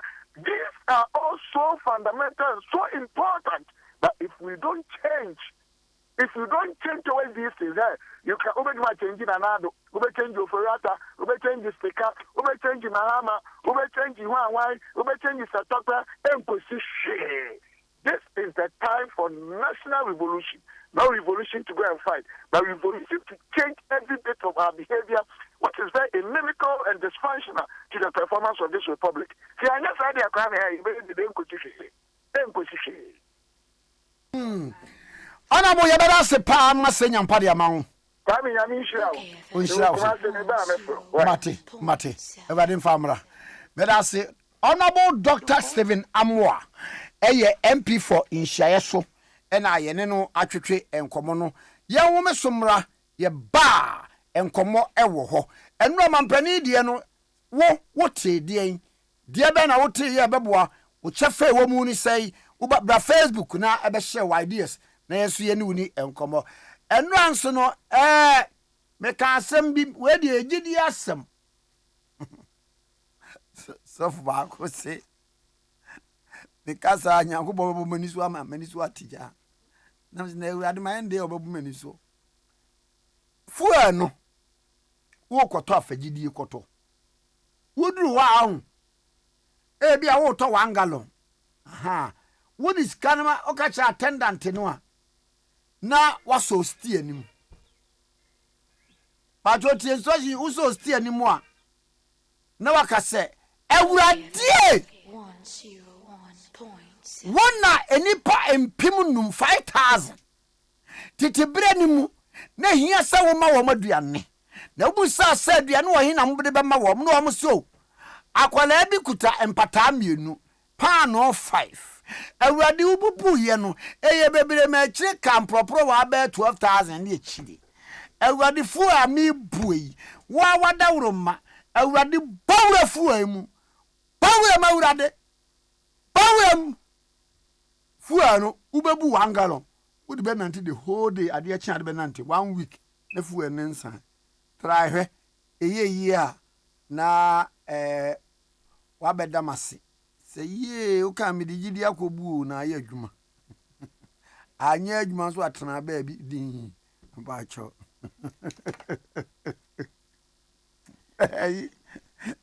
sofo ba go nyina o se nyame be buo ni so amani so atija na se oh never be bi ansu ni yo oye ye ho me so ne emra ye ba ye de nkoma aka ebeto aso Okay FM 101.7 Efiura me mo chi o Efiura yes on Machi o Efiura me chia wonye so hey Ewura enfase ma me so wati e ba fa se chia me mo yem no no won so pepe hey oh wa fi we die me pese oni Efiura bekon Efiura we die ye kwa sore bo Ewura de mo kwa sore ye bo paye Ewura de ka so ho a wati e be se wo ba hwa wa kraba kumpo wunya onipa da sane timi koto this way chocolate drink no ne yire ne mma edi nsuo hie twabia nom anopa no wi a wasade bia hye fridge mu wo mako screw pon a wasan ba be yia nom eni mpore se ne nka ne twaso mu pa ende ye rekore ne fie wura bete ha anopa dio awia dio enimre dia mo no makodew mo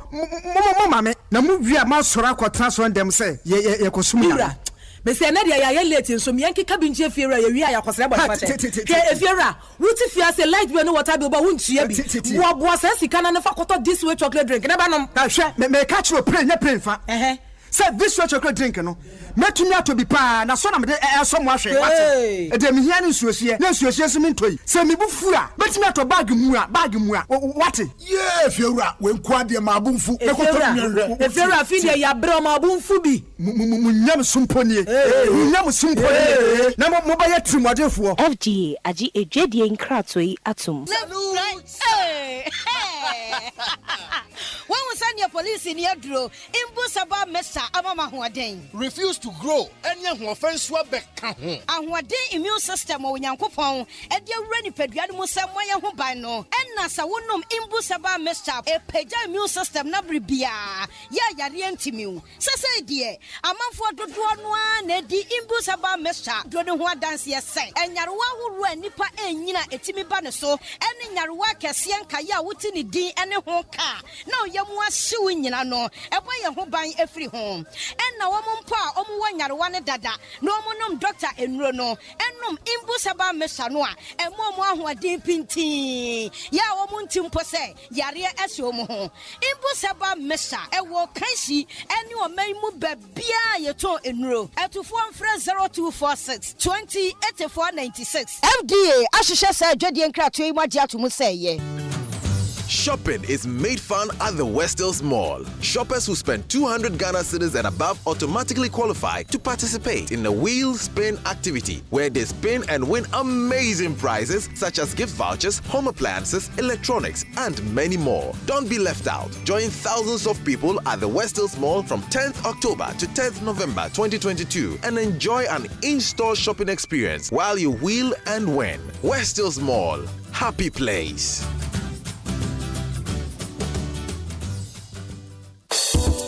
Ifye bebre ni o ena yakoso diki so pesi ni oma wo manyimu na wo guso bogana fo abaso wa kwanuase nyinebo ye nama befu nimje so e de ki brilliant abramo ene ye daso kra ye ntete puma semna no se pinti ki eniji a efritete dachia enida hoyopo ki soap amansan buafo FD ahwehwe se dwede nkrato emu agye atom se ye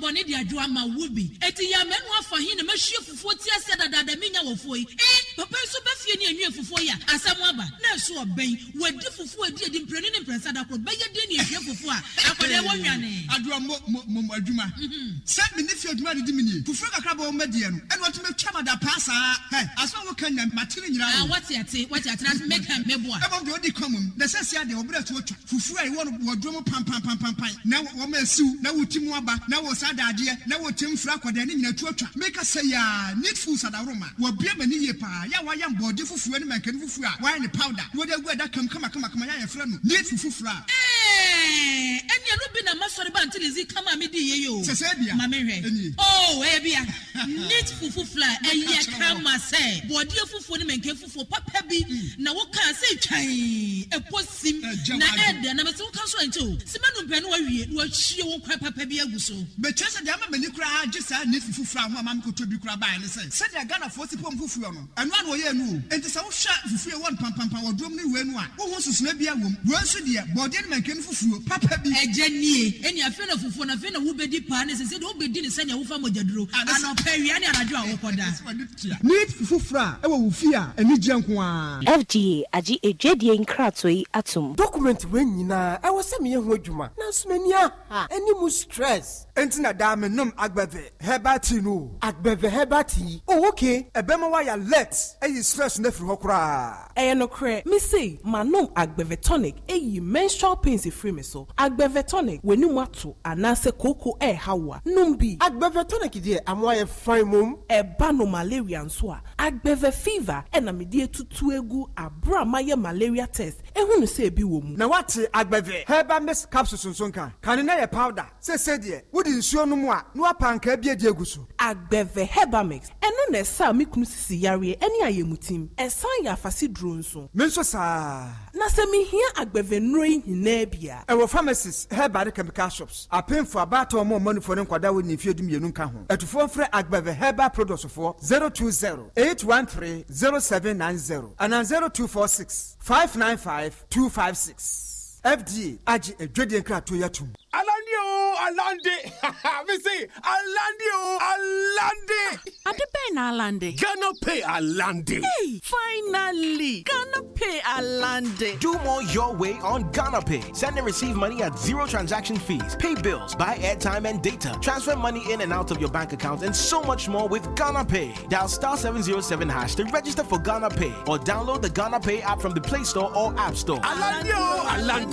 Ghana Pay Alande. Ghana Pay. Your money, your way. This service is powered by Gibbs. Mothers of Africa. Mommy, my day in your day.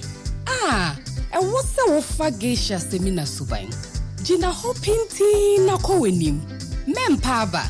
Kosise wonsa beka weni da swadi nyina. Matmame, me gina painting akomenim. Na machapa to say geisha semina. Sankratwe FD Ajiatu. Hey, Charlie, this Qatar 2022 is bringing back some crazy memories, eh? Me there, the last tournament, I go bet my rent advance. First match, no. Hey. Fam, them take show me where I go stay plus my in-laws. Oh. But this year, against my chamber and hall, my Go TV showing all the 64 matches. Masa, me tremendous super pop. Masa, me say this time with the Go TV Super. Bema is 64 matches winning now. Get your Go Coder and 1 month plus subscription for only 89 cedis. Go TV. Love it. What? But dear Bakwan did never quite in fact, and they did chum. I do can correct. A bush of 40 be their bear for a crassa by Pabaka cracker. You know who will be over here. What? For and not Bakwan Ocean, Nina and Nick Denison near a church from City Noir. At the South Crassa Benoit, I will best run what I did. Oh, when an idea what's Neat palm nut extract and a media boabem quines up. Neat palm nut extract. Anne, a befe fed the dead tea upon walking once a me, and not been a neat foods or much cheer which ends him. And just said, I mean, Zabra Crow, Abenwo. Nafena me was say Braco no Abewo Jasso, and Wonko Chimefin and Yoho, and a media Yabem quine any steam. Oh, that's a neat foods at the Bakwan Badia, and what a man for Bresso. A bread or to be so powerful, say, a banquet when yet Giadagie. It is a woman neat palm nut extract, Umra, a sign say, a babri so, and what yaye, the Namki to a bimpa, or Banun Canata Frozen. Neat palm extract, and that's a neat a banquet, near Ed Dennis say, and more sham to say a banquet in him da noa, and I should be also near you. What was I so more who no be so, Umra. Neat palm nut extract. Oh, come on. Now, only maybe. What dear sound come with pad, I wouldn't need palm to be a better back on the slow midi dear, will be able to plumwa, who's me. Oh, what's so? May I am part of this FDA Aji Ejedi Enkratwe Atum. Abrabucho, one antibako, Nasa de Woko Quafa thing. Obama Bass here to a new. Bra, this week, idiot. Many pedium when you may find crowd. Men take a crown on my bread. Not many suchini me. Are you weak, pa? Sister, no. Never before this is not a young quench. Payana. And the Wufu Kumu Befia, Bomadine, Neto Violet syrup, Nabanum, a syrup, a resto moja, when I take a crown wabre, when this is chin one, and that's a 1 minute year, num violet. Violet blood restorative syrup, Annie, violet, a restore vitamins, any minerals. Ya wombo jemu, Namo who drink and yapum dinipa. Mention zinc womb into a boosty immune system. Correct for 100 points. So immune system no edge and naswa, a kutia infections, and then Yaruan Kayeno. That's a bois, and why I science. Sako basa wonti apwa enti de tiene say violet no e restore moja na asana boost we immune system no etufo frɛ Fidel Pharmacy ana Fidelis Pharmaceuticals 0545 783 011 ana 0548 259 292 Valiv for good health and vitality. FD Aje Ejodi Enkratwe Atum. Hey, Charlie, nyoma bi ya pao. Pese weni nana wona bobo pa. Ana wo hu ade bi pa opese o to nanso wusikanso. Oh. But wait that you know, Vodafone cash overdraft. Remember when Philip Pete? Ane, Udia Dale star 110 hash. Select the option 5. Now with them. Say yen for no say opesa auto 50 cedis data busumi bia. Na account sika 30 cedis wo Vodafone cash wallet swa. Vodafone cash overdraft and share no ma kwan ma unya sika ka osika ho. E de ye dia opesa uye bia. Overdraft oh say yeah. Anyo, we fufra abejaso. Vodafone cash overdraft is share no ma kwan ma unya sika ka osika ho. So we do Vodafone cash etia wo broadband subscription. Moto airtime na data. Empose wo send sika. It is kakra down. Vodafone. Okay, FM 101.7. Okay, 101.7 is the option where I saw the Ade Akye Abia edwumadie mu na ma menhwe messages ahodo a mode aba on Facebook na menhwe se metimi akenkan kakra e de amamo 1 or 2 1 2 2 3 4 5 6 7 8 9 10 aha mabie kakra mode abani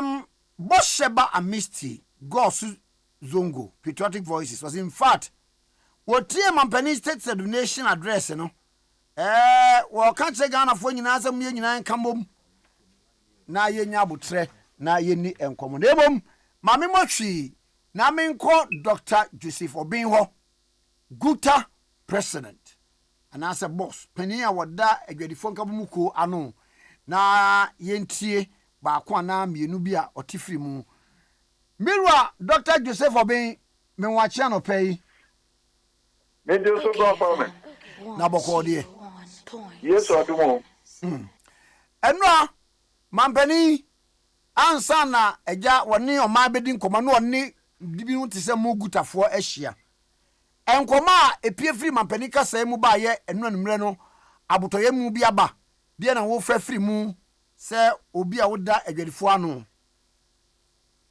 yo bakwa me say o mampani ni ehia ye no oni other groups bebre nso ehia yi ntimididi ye say waka nsemfua bebre aboa no na o man no edi ye sa kase ya oni e kase yi na enye bibia afa na edi agwishim ana confidence bebre yen tese anye bibi kwa no waka trend say wo mo de sika ashe system num no beboa ama exchange rate no etimi stabilize kakra ama yen ye ye sha no na ye mede pa ne say sa ye closure of shops no exercise na ye no ye but take a pa na we ye ni so pa ne say ye bema abaya hu say ye na no ye befa sa abi as a sense of urgency say ye na no ye be so waka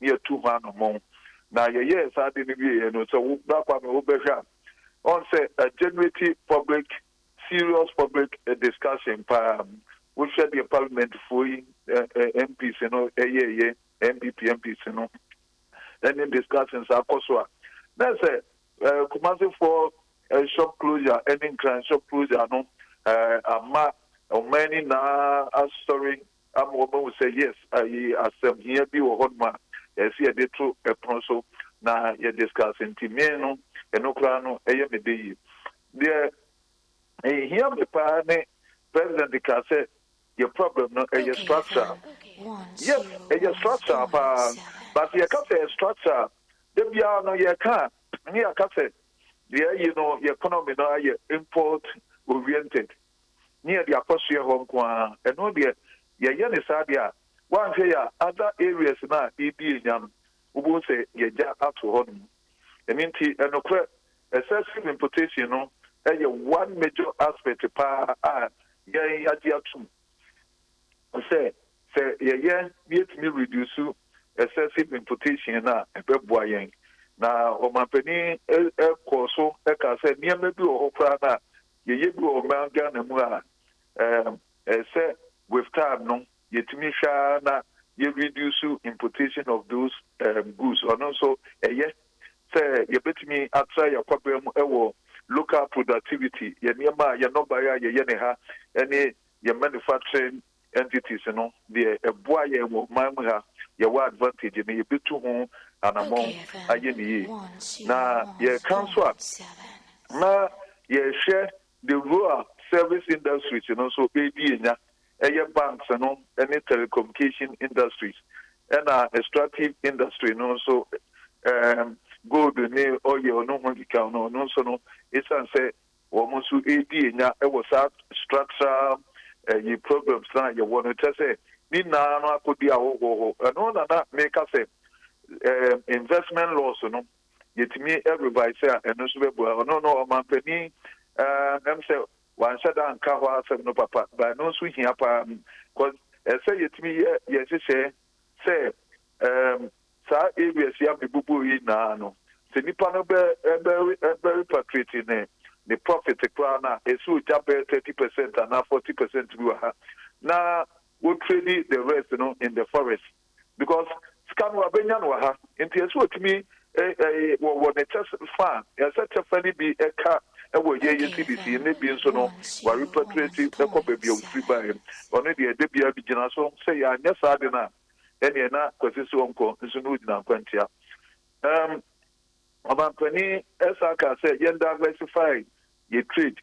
Now, they said, yeah, export, no, yeah, you move company and yeah, export. I know the Brapa Monsa Menoa Casa, where Phoebe Susa said, yeah, Shakaya, you bring information. Yeah, if we the 2 way, and you say, yeah, Kota Alberton, yes, yeah, you beat me, and Yama, you beat my ton of money. You didn't be at a started to home, Anamono, and a big boy in Mampany, can be our forest bureau, transformation, say, and Sunday, a forest bureau, no.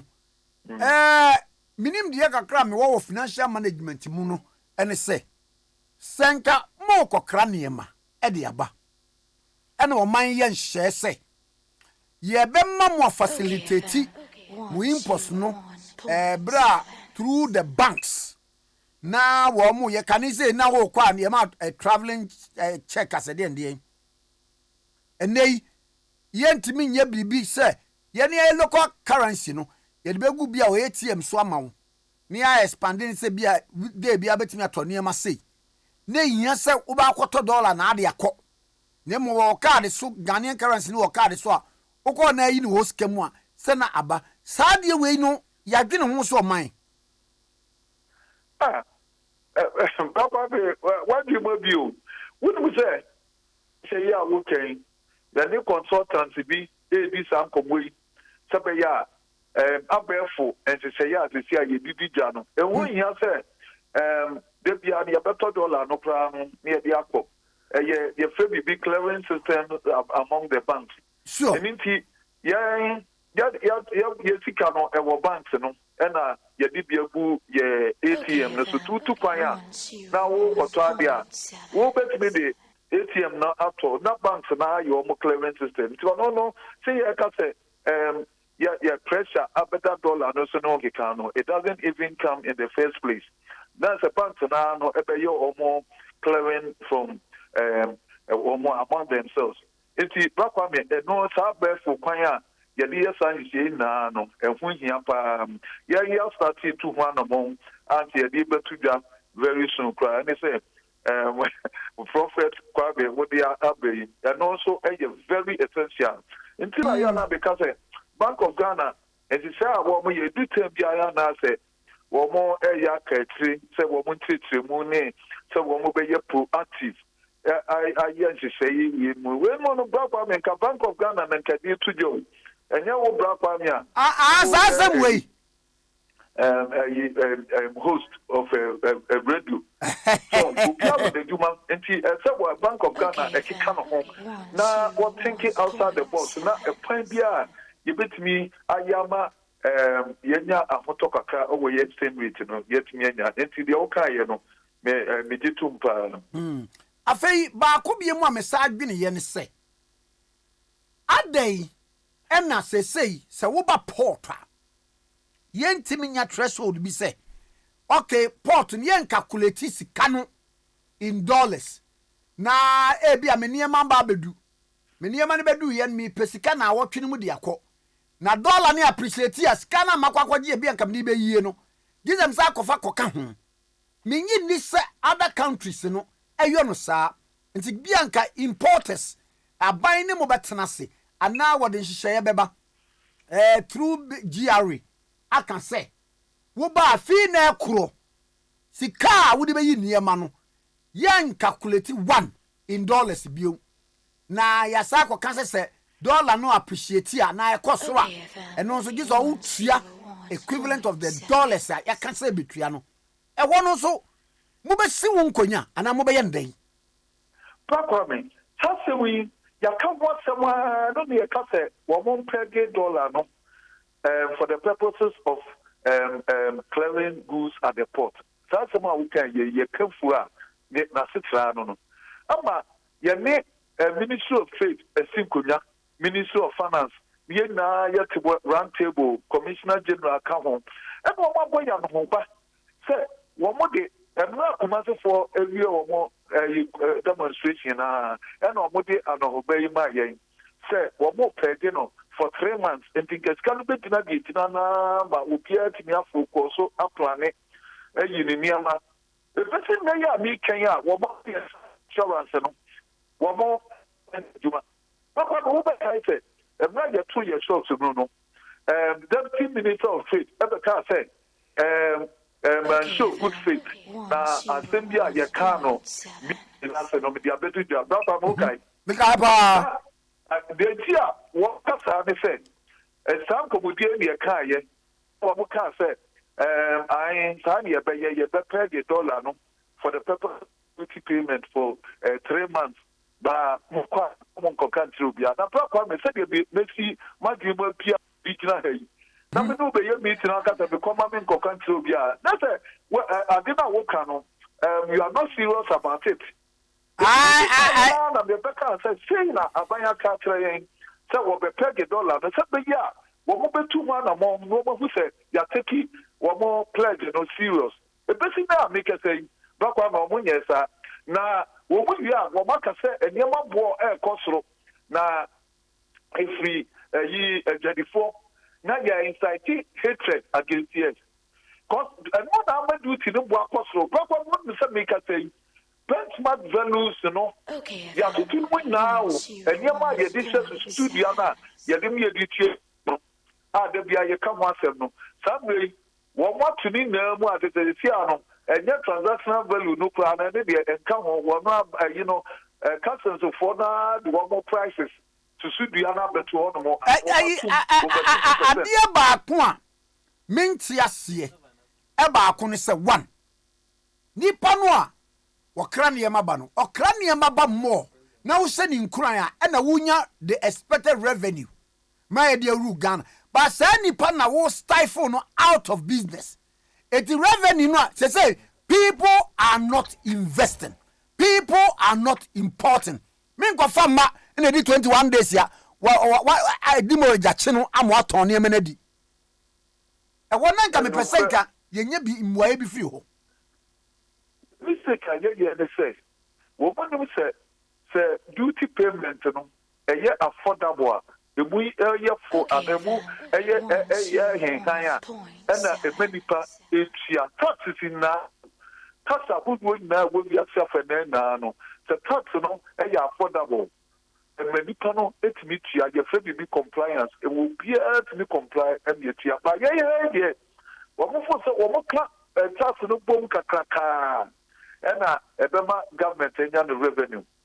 And then no, they said your work and Brabham, and no approach. And into the benchmark, you know, figures now, what must I be 4%? No, Brabham would over say, and you know, a month for the start here, I complaining duty apostle, paying of the dollar now, ya come once more, or my boy, no home back. I can't, yes, ya can't. What we think of be paid in 3 months or more fanya jumano. Me na no be my price apostle. Na Banswa mi akasa ye before. Ye ni tima. Emma ye when you maybe you want to estimate in the kono. Pay one more price. Say the duty be kono.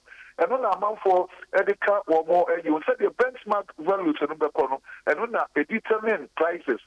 And then she say, see what say your person Ghana for a move at home, go move a hinha or more.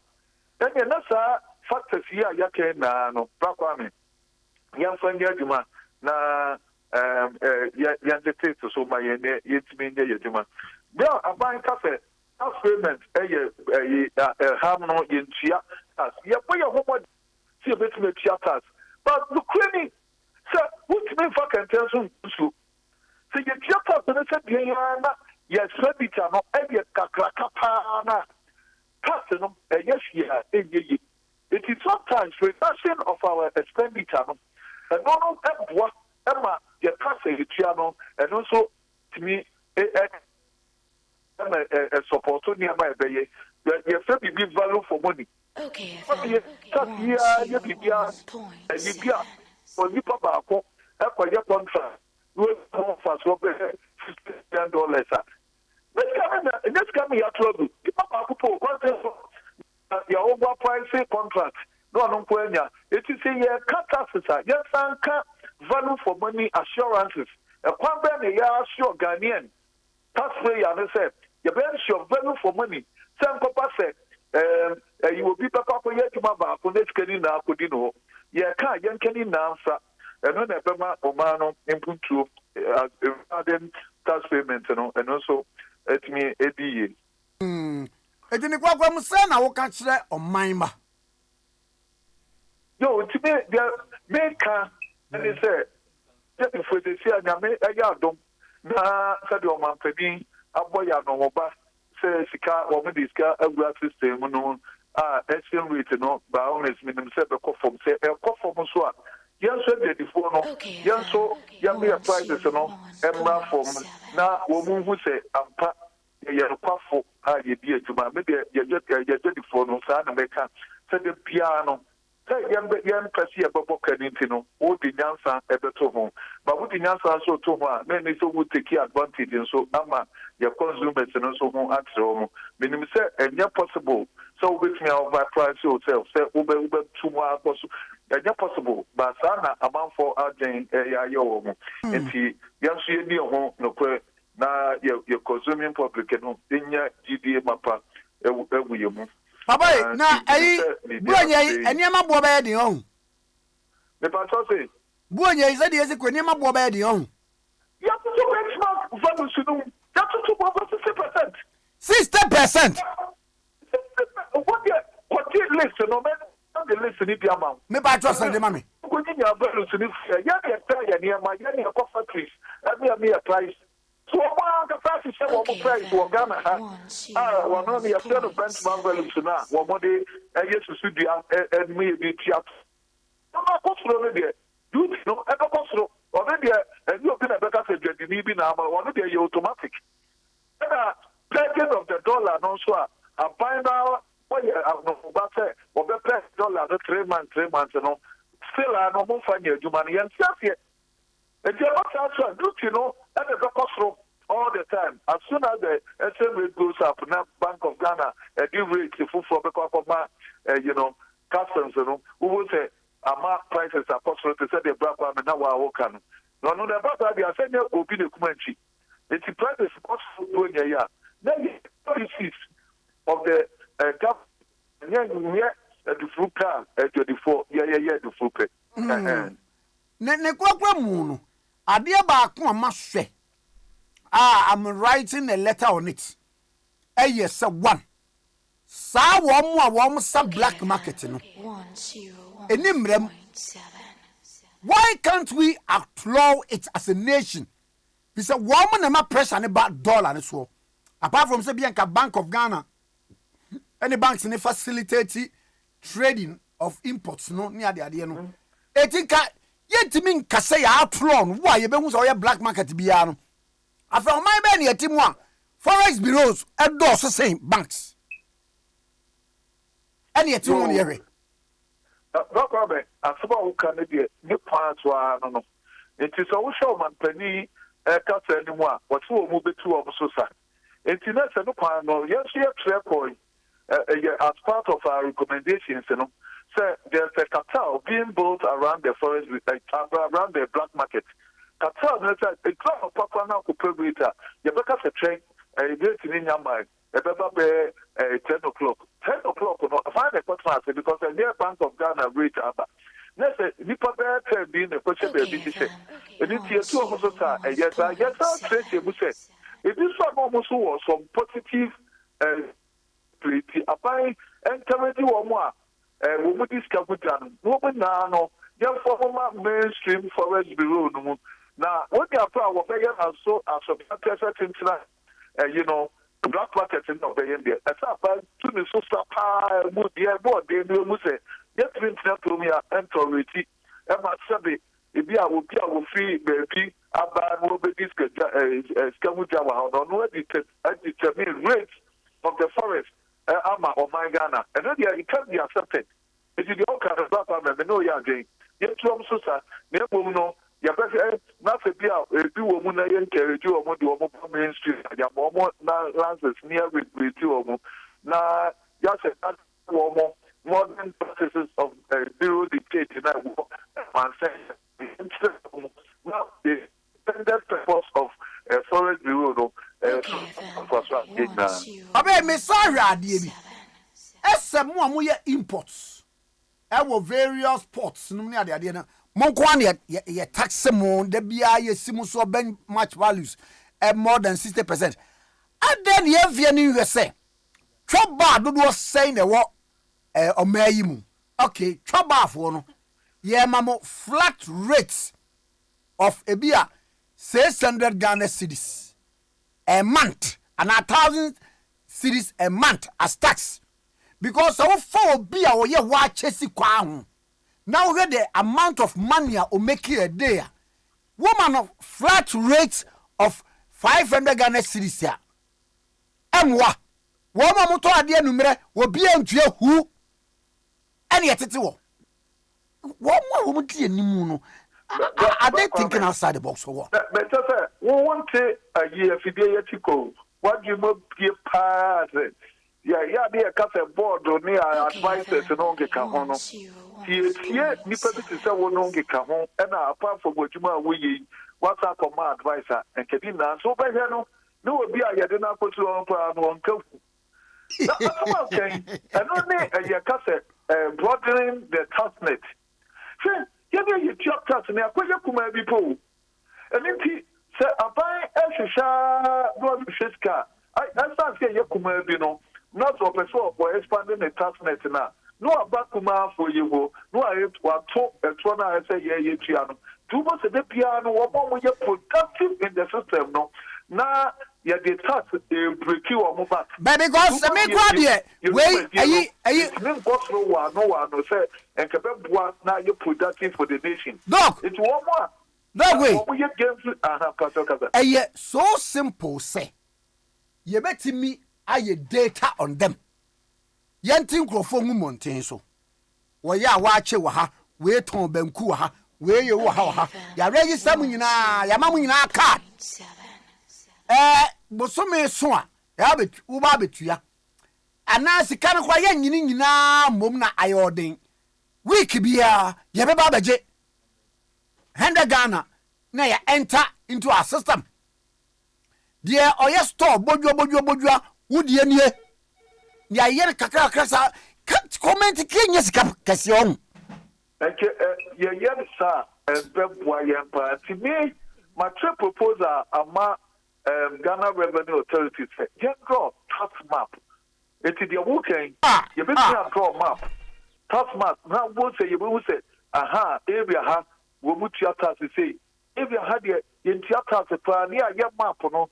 It is a yes, our tax map now. A bit tell me and say, oh, say a tax no crown, sector we plan a half for the triambo, a half for the one triaka, adventure.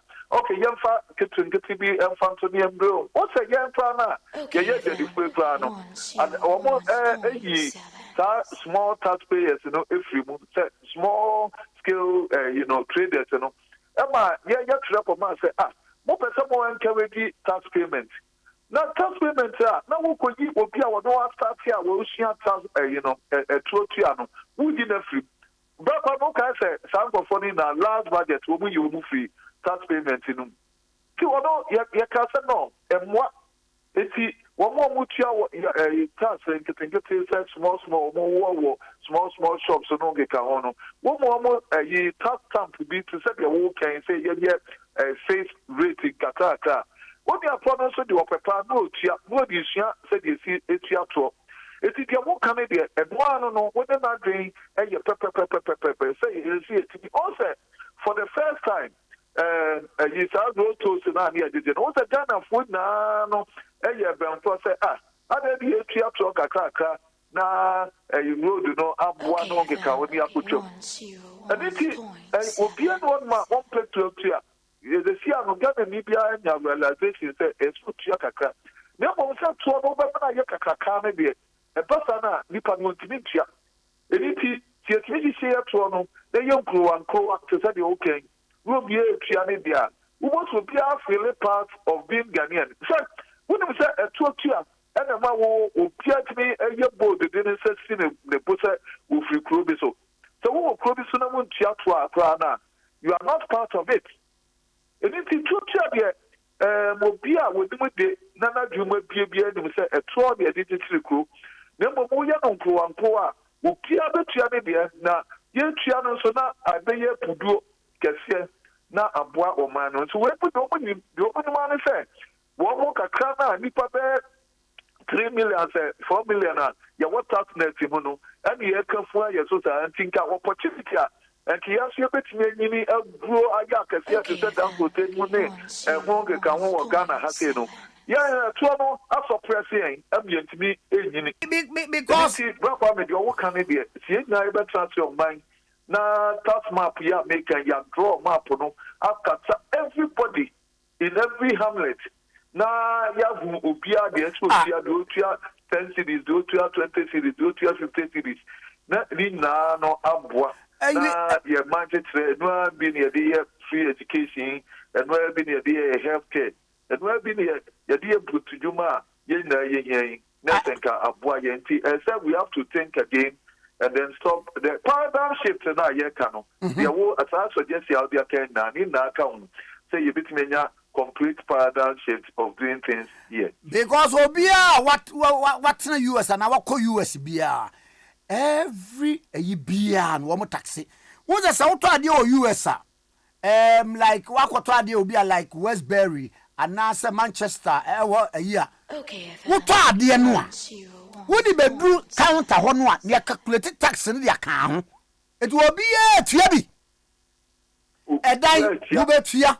Webe idea aye gakre bi ne kese yes almost no cre asia meko New York te say okay ya me fa van bi I di meko si motel because that's small motel bi e ko do ya wa die me to do bi e was and then the tax do apart from another dia wa die no sa charge you know tax we bet a transport for probably if you are not an through the road to no account. But as you mean, a Quambiana, Upiana, or Yajumapiano, up to say, we one more year night market, and on account, Nina, yet me in ya, Kakata, not Messi, at the TV, said. Yes, it's me translate. We now start to approve with this national discourse. It's me translate. Na ya mubia tiasia, mubia di opepa. Ebitia ne onoso ne die. Wa your mamba pa abwa oman. Mira, eradi nshray na onto ne nimu nshray. Eradi nshray na. Amen. Bye bye. Bye bye. Dr. Joseph Obeng a Gutafo a president, Ghana Union of Traders Association. And you know more atwe and common medical can misrem wada so we call filling station one wa Ghana for the do na ye gidi for yesu ebra esuafo no ba ye won ye beti asem be kan ho nipa be 5000 ye chiri na obusa esuafo no se be da ne nya aduane ama won ye be hia ha di na wom so wakoda bi na wo empata panu numa na panu 5 on ena won pata mienu yesu ye ya wo shira aso no ebe bebire ma wo msesa e kran kenten be 12000 esa ka chiri nyame a wɔyɛ saa deɛ no tete nyame no ogu so ara yɛ enti sɛ wokɔ filling station hɔ a deɛ kota wɔ nsam a wode ɛtɔ fuel no sɛ yɛ diesel sɛ yɛ petrol baako no ka ho no mfrɛ sɛ v power wodeɛ ka kyerɛ attendant no sɛ bia metɔ 50 kora de sɛ nso hwee metɔ 100 afei so stia no mu ne bompa ye di mechi awurade a tete brem wo ye nsankyere ne ema pa no num empata mienu eso nipa 5000 sana yem wo petra bibuem awurade me bompa ye awurade me pa ye na ye di gumu wie a odofo wo de ben nante be 1 week na esonte ekwaye say Elisha nyame ka se won ko be kunafo no a wo se aka ayusam ketu abi ekuta te se mensema medie wo se kofabra ne sonti no saa na awurade ba yensa nkyere ne ya amawo enra me ye ugidie ni se ne ka za asem na so ba go se kenyame ba buo ni so amoni si wate jana so ma ye awurade dai oye fampa botre achiri be yi wai what will be say don't mind him. You mind me. Alright, Kibuati, I am president of Automobile Dealers Association of Ghana, Kaduk, Adak, and then entry and come on. I got came watching. Yo, Accra, Medoso. About somebody in the Abobio, a babuapa. Sampa ye ni abobio ne baboa. That Kwame and when you are the economy, the one was Sampa ye the another come at the Bacao. A baby. Why? Amen. Amen. No. President Wabeka sa na no mesebeja for by na ye nyi kan for riata ne Minister of State no adubu ahen edi. Ema wo se se wokoye bibisa no a onka se da bi anase andemum IMF eyi papa ni di anim yen twan hwe be 3 weeks na deal no ye sili enu achi ansa na de beba na ye hu krata bi amoso mede nam wie mu enam mframa mu se mo beye demonstration adan a operation sack oforiata enadubu ahen adai the president kan mo ante Yo, bra Kwame ni nyamfo anope mekosubio na mechia eye utifo eni anope nkoma na woni ni abema obin edi tese Kwame minima de apart from radio no wo say business bi wa itira na wo ti business ntema sisa na eni asebita am here business kakrakra enna course samaya to masters level ni nyina ye management administration financial management wow. Okay.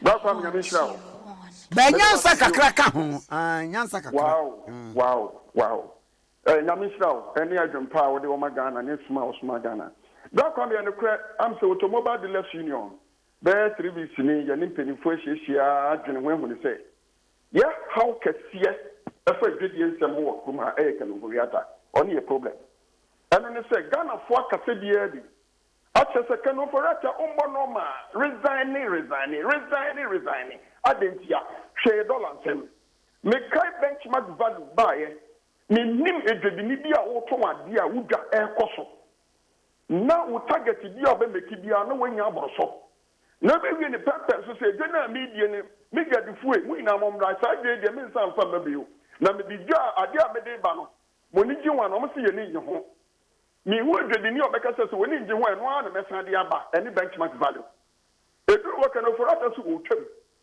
ene edwedifo sorry won so ene ko ba se yan gba ni be sim yan fa ni nsi yo ene ko sia na sami na ne say benchmark value or reverse no ninjina so ne say adena te say okekesi eni a emfa na minya kukudo ka chele se papa apart from president his excellency Nanado only sa meeting mu no Ghana goals ka say bi bom nia de wodan ya nipa be 2020 one you finance minister can France what you could get na me kan tre no two air commissioner air customs of Tinubu AGI penny for Tinubu ye wi ni pempen so mini obi yan so Tinubu Mr. Sumi represents the carton for the Kuyan will be our men and Kasa. Apart from here, yes, you're him. Since you should be a better Eddie Howe at the corner, masses of from the baby. It's the action years a here in Ghana for a CDM. It's a semi-account benchmark value. You can be. Never be a carton for you get 30%. Young for card in for Kuntrasi and welcome your pure taxes. And for the son of your tax to mine.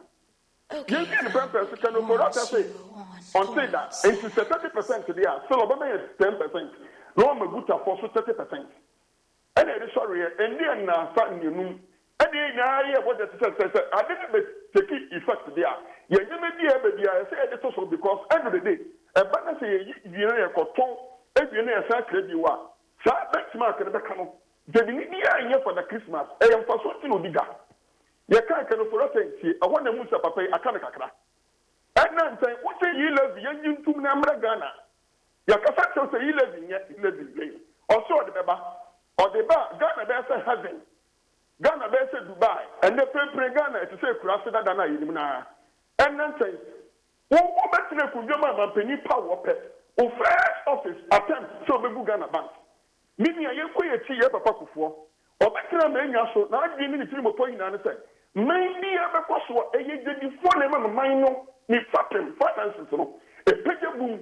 In mommy any day, one for finance minister in America, I want to give you so many years. Or for folk writing for Pantame, Yara Barredu, so the Jessica Sanso, Yara, a collector maintain. Also, make a good year so. Almost here, Vomu, that come in about to find out Ghana with you for now. So, what you want a bank for Babylon? And if you are coming now for the before. And you people free about you and free you by you. And your man penny for the money for boy, you the boy Ghana before. And mama, and now you go from Ascension Trony. Now all over the country. Now we be shot at the before. Obviously, media MPP. And then Kufosi, Papa Kufontia. And then you were like a Kodota Mancintia. And then you were barred in a member of Consentia. And no one in your you sicker, you want ding, you the two back a fear. The demand is excellency in Nadu. Ghana about some education that. Oh, 2015 election acquire yet. Vote to Yaya. We know it before Modemo. You sick of the whole day. Black on the old Kabio. Also parliamentarians and not plan upon a year to the sorry. I didn't know more sorry.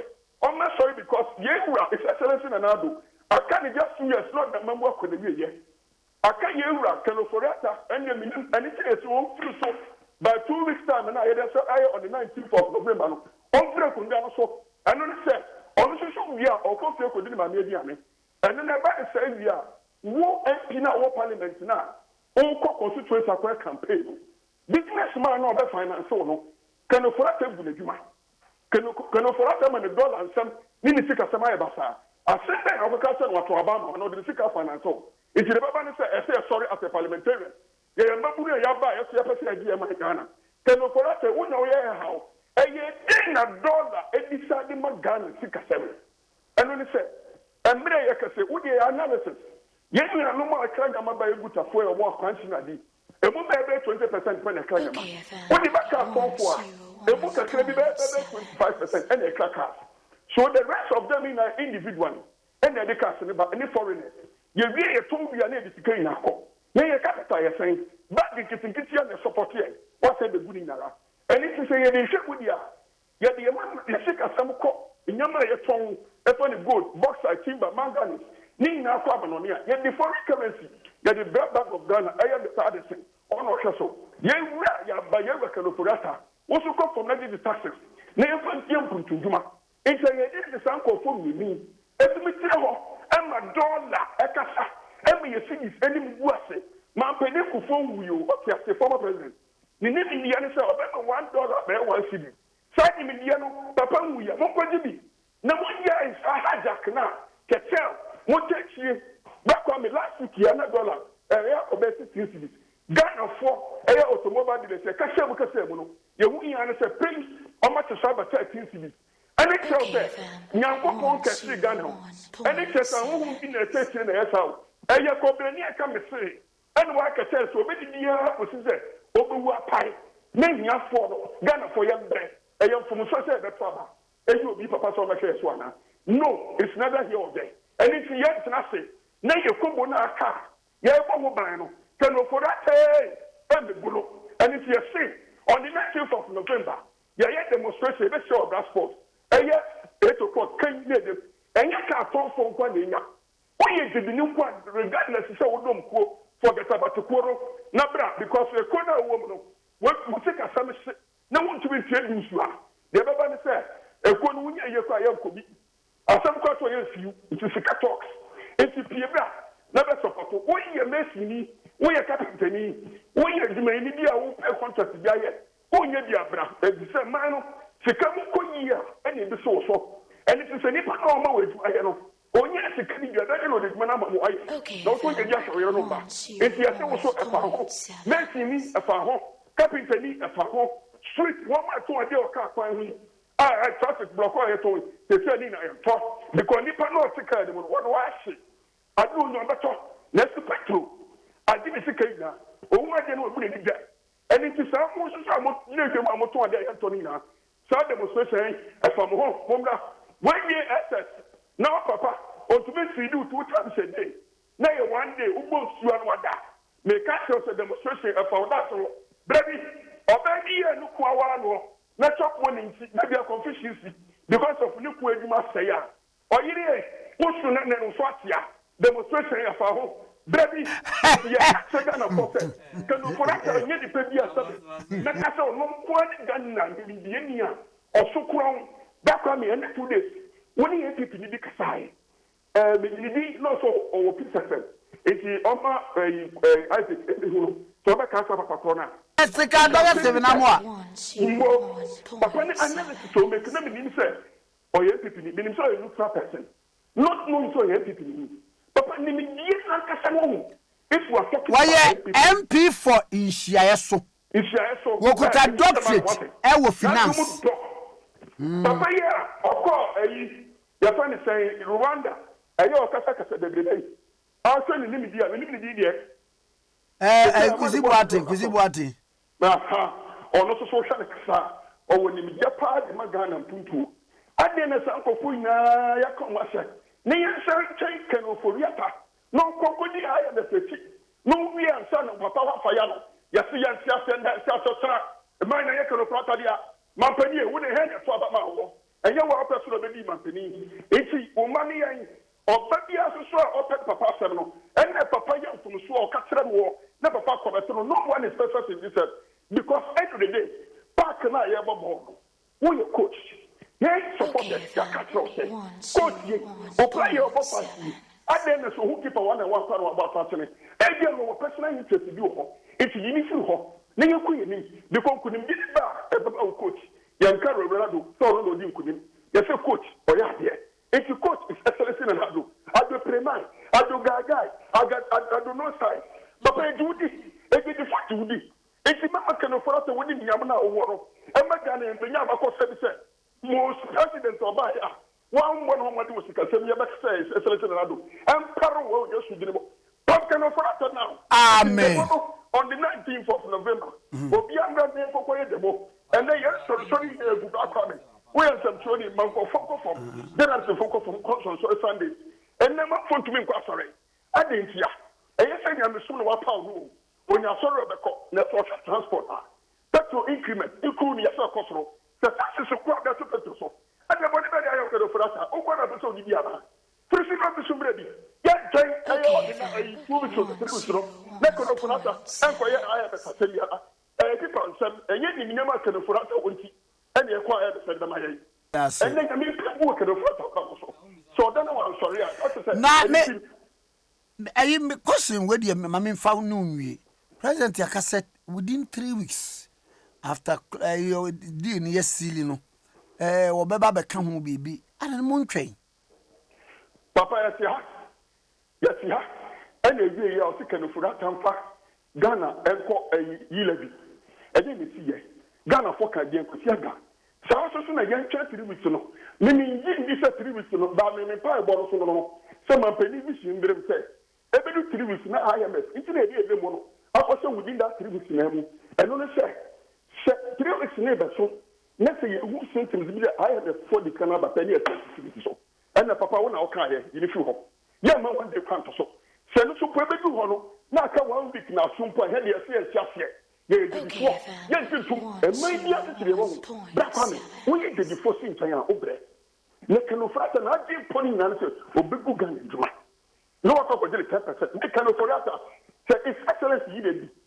And that's all sign up for years is also never your H. Medical frat of the court. Eric Okubu actually make Kwame from the Mati. Medical frat of the court. Because the reason is that we are finance minister. Finance minister, no one's a consortium. I won't lead consortium. They are the only man who's never. No, I thought, or did you know I did 10% a common consortium? Who are from for? It's a Pacho, Adaruma. One day you film one Pacho, Mr. Wa. Debbie William, the Pacho, only a court in Ghana. And the better me a pronounce say will be sent in the same team in a dancing tea or a comfort. But I'm Mr. Wa. Papa will fit in the so. Welcome, Majatu. But I tell you, after what to Ghana, you didn't yam, I will seek a semono. I could be the person, so we did domain. No one to watch that consortium. What do you from ever with me? I know we are what 10% amount of consortium. Miss Neyman, Martin, this is the media, meaning one say, not enemy go to Yamato Chasano. And it's the kind of fact of a court. Martin, baby, I think him called a black coming. We need the woman Ghana or dog woman Ghana, and Mamma Hands here for Ethiopia. You won't pass what Nippia was a season.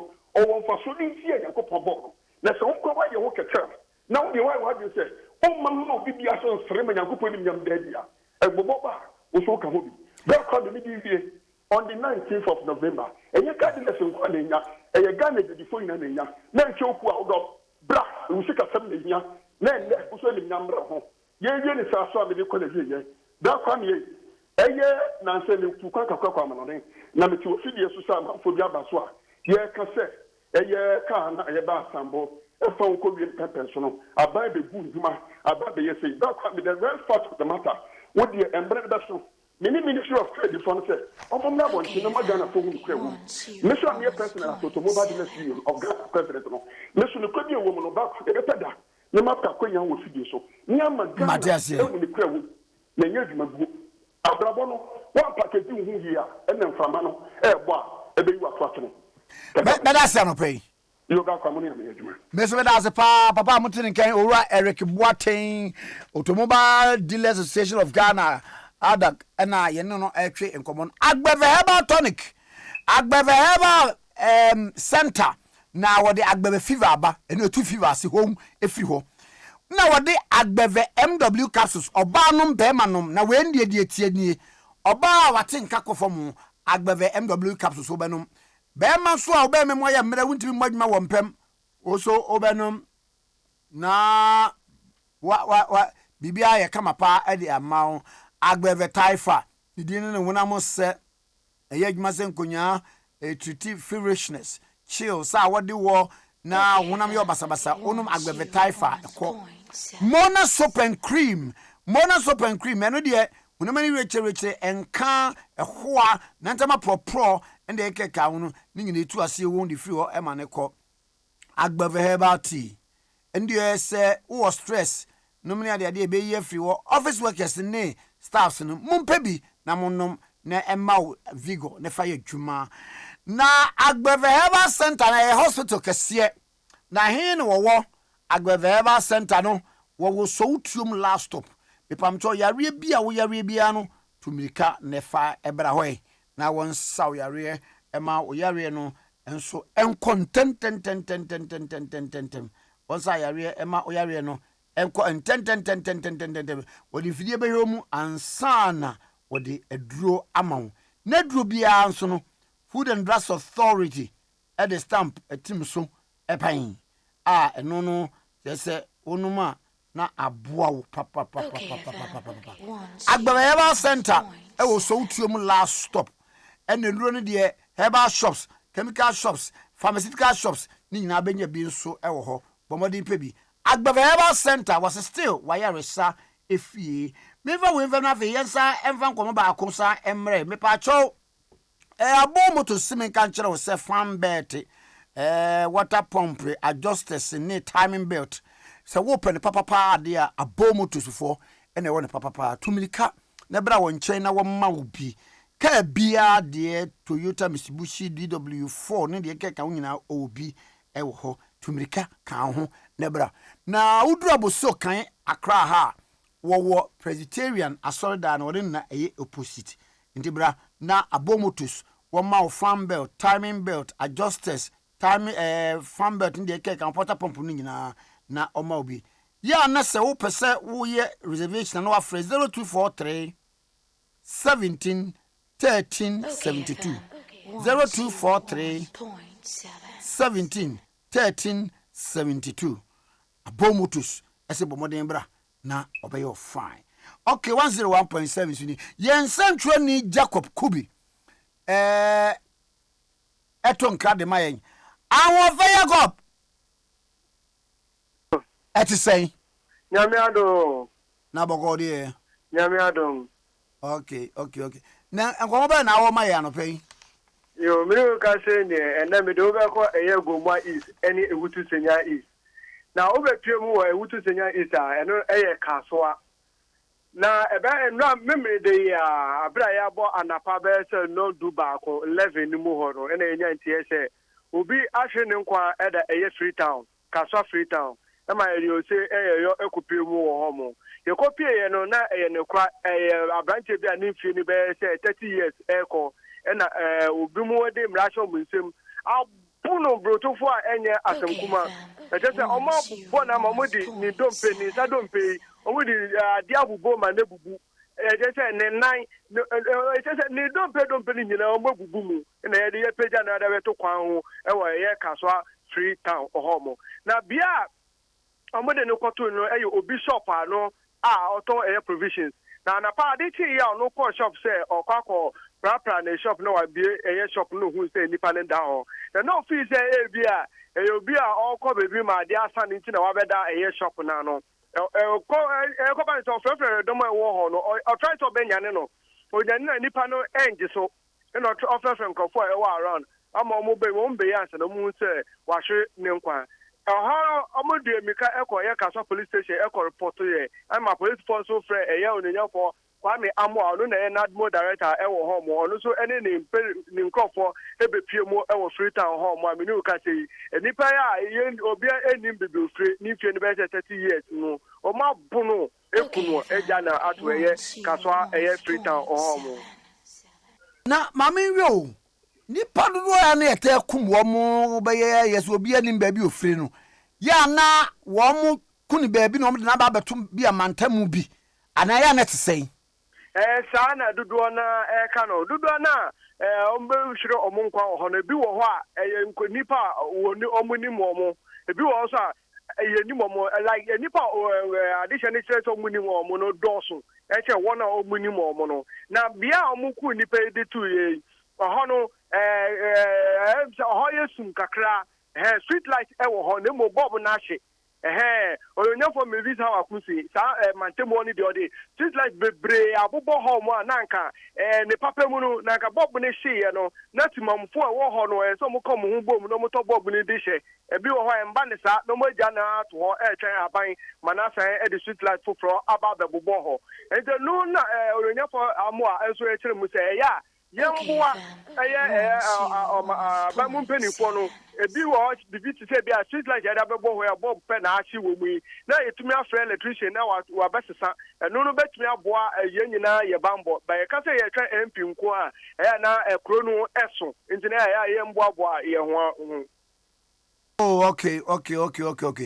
And ye na ase ya no ahwe ho su aha mpacha aka gomwa east west and east de akwenshani emienu yo o be pem wo gomwa east kura ye fe ne fete kakraba enu se memre de ya Nigeria for Nigeria ni bia ono ne girlfriend eba fa okada ewo ye fete kakraba station ho mo eno ka che okada rider ni se osra na onfa nko hotel a ben nti abanche nsu no hotel ba ko pe no nim no de Nigeria ni ne girlfriend ekoye omo koye no the Nigeria ni ne girlfriend wura hotel ho anche no mo se pie bae no no maka che okada rider you say on form go back to baby on form into no okada rider nso ye the same thing of form e dey bar station home and no san se ka che ni say wa fe ni nu ebi ma ni nu ebi nso a che ni foforo bi e wa ye breku home into no on form go ho na branch e si baby da onko onfo omo enko ntino bebe onima no de omo akọ ntino onfa ni sika ede emma no Nigeria ni si ontia na tia o kire san se bebe ode ne koye no na hotel no inside e enye homo bon e na kwa no si se ono onye adwuma hotel oyokada na otwi o super hotel ma akọ kire ho se wo po mi sika no e na meje na branch so ompere one eye motor rider kiki no obushi motor rider na so no so aboni bi on no stop car e ko kafa na de ne girlfriend no etrem again ko e Nigeria ni ko fie ba ya ko fe ni nua no miensa mienu e ka ne ho e ma mo ye miensa e ma mo ni e motor rider e start so mo kuntokwa na sa ono Nigeria ni no ni nua ba ko omo ba no o sika hye ni botom o fa sika no motor rider na o ye Ghana ni e wo fete kakaba no de sika ni wom ni tim inte koma motor riders no mo ara ni nso kom hu bo no mo so mo mpene e ma umbetwa ye ni asikan enkosa wo fa o de ntokwa no o mo de sisia so pa ye ewi akire no Nigeria ni ba ko afemu ahwe ne nkwa ba ko nso ono so ka hu nso pra emu ye de pa odan aban ayaresabia e wo wini ba mi ka sei de ye twa ne sika o ye Ghana ni nso e wo aban ayaresabia e wo ewutu breku Nemo no ni obokoka ntokwa na nkasa de wedwane wewu nemo ni nua no mokofra o mo baaye no ba ko afemu ahwere ne nkwa Kasuwa ne mpotem ho budumburam ne bia ya da amane a odi fi obabia ne na ene enyan e wotere huwon hotere mu ye hu pa yi na enye no nkwa we ye pete kakra ba ho na nkasa kra no enra de ya mami anu ye mu a o chi jebide e wo fete kakraba o yekreni o wefu kakra a enya asemkuma onu de panchin eni eye jebide nkwa no o hye o yemu eye nra no ne ma e de betu jasa o mo hwehwe mo mami o mo nhunu nti mama nti mo fo nyina e di omochi ekoye efuo mu ho bebe a odo no o mo hwehwe mami a hwehwe o mo hu nti o mo ko mo ni kakra be a o chi jebide no mo so atare o mo mami e hye ye di fi eye fie di ba efuo mu no e wo eye bia jebide no bebe o chi jebide no Amu ko mo nim kakra de ni ma me fi efie ba eye o hye a eye fomu atare no ene so gu ho mo amu ko mo nim kakra na hu nsa o junso bi gu ati se de ma me no obey wa be junso e de gu ha se na emom efomu ho nyina ye basabasa ati se de oni obi apre akuntokwa amu hwehwe hwe mo hu amu ko nim kakra amu ko hu se ma me a oye mu a ye fem ma me ama ma me esi no bia efe no eye fete kakaba hobo no mame no obi apo modern aso eye mame oye mumne ene we twa ne hyew ana afenso na koso kuma ye bo na nim nso no we twa e de free ho nti we ya torente mienu a efi eye fete kakaba ansa na eye kaswa de no so nti atorente nkofo bako ako miensa ene hwe omnkwa na nu memre de ya ewo eye ewutu senya is ene gomwa is Jacob, where that survey? Yo. Well, bye. Jacob Kubi, UTV, Despite Media Reporter, and I'm Mutini Kano. Me Pamacho, we are tailor, seamstress, fashion designer, and now we are into accessory designing. We pursue yes sewing items, uton BBT sell elastic bands, zips, cotton trimmings. Me pamucho ana person start business e wo sewing accessories ana ene asamdan wo ho ma say bottoms zips trimmings no if Europe no available in wholesale and retail quantities unbelievably low prices ubetimi aton na so nyamfa so chidie no matter how much ubedi invest ewum your German made shell bottoms brass gold bottoms shell bottoms many colors one kasa be filie ewo ho na se wo pa na wo de wani akyere eye Trasaco police station ho na no ton sa ne no mo ben ho pa Trasaco police station ben ho na de wani akyere ho na afi won so wakwa kotobi kama pa ubetimi kura frɛ ewo number me boyi number me boy 0597 884421 0597 884421. Okay, 101.7. So in the na wafre kama pa na so wajo de na bibia akoso wano amount. Bia nanka wo hwehwe se nka wa benya ka bidina dia ye we campaign nanka watua ka nanka beye wankasa wo dia. Company bis ewo cars bia car bia wo pe bia no obeto e de amawo na wo musika no kwa de wo mfa nkɔhye wo nsam ebia obe says na be to bank wankasa wo prefer say ko banka GCB Fidelity ana de keka ho ye fra wo hits work and pay cars na ne nyina ne se car no anka wo betua bia 15% de atoase at koto bank ho nanso company ni tua 7% na wo tua 8% na wo de ato nti we adwuma na atetea na wafa na 200 Ghana cedis spend na be registration nti so ni je hu se obenya hits work and pay cars bia number CM yensa frɛ wo mu na ne wo mu ni nkobo 0257 04 3199 0257 04 3199 and 0593 99 92 15 0593 99 92 15. The last number is 0597 20 28 64 0597 20 28 64.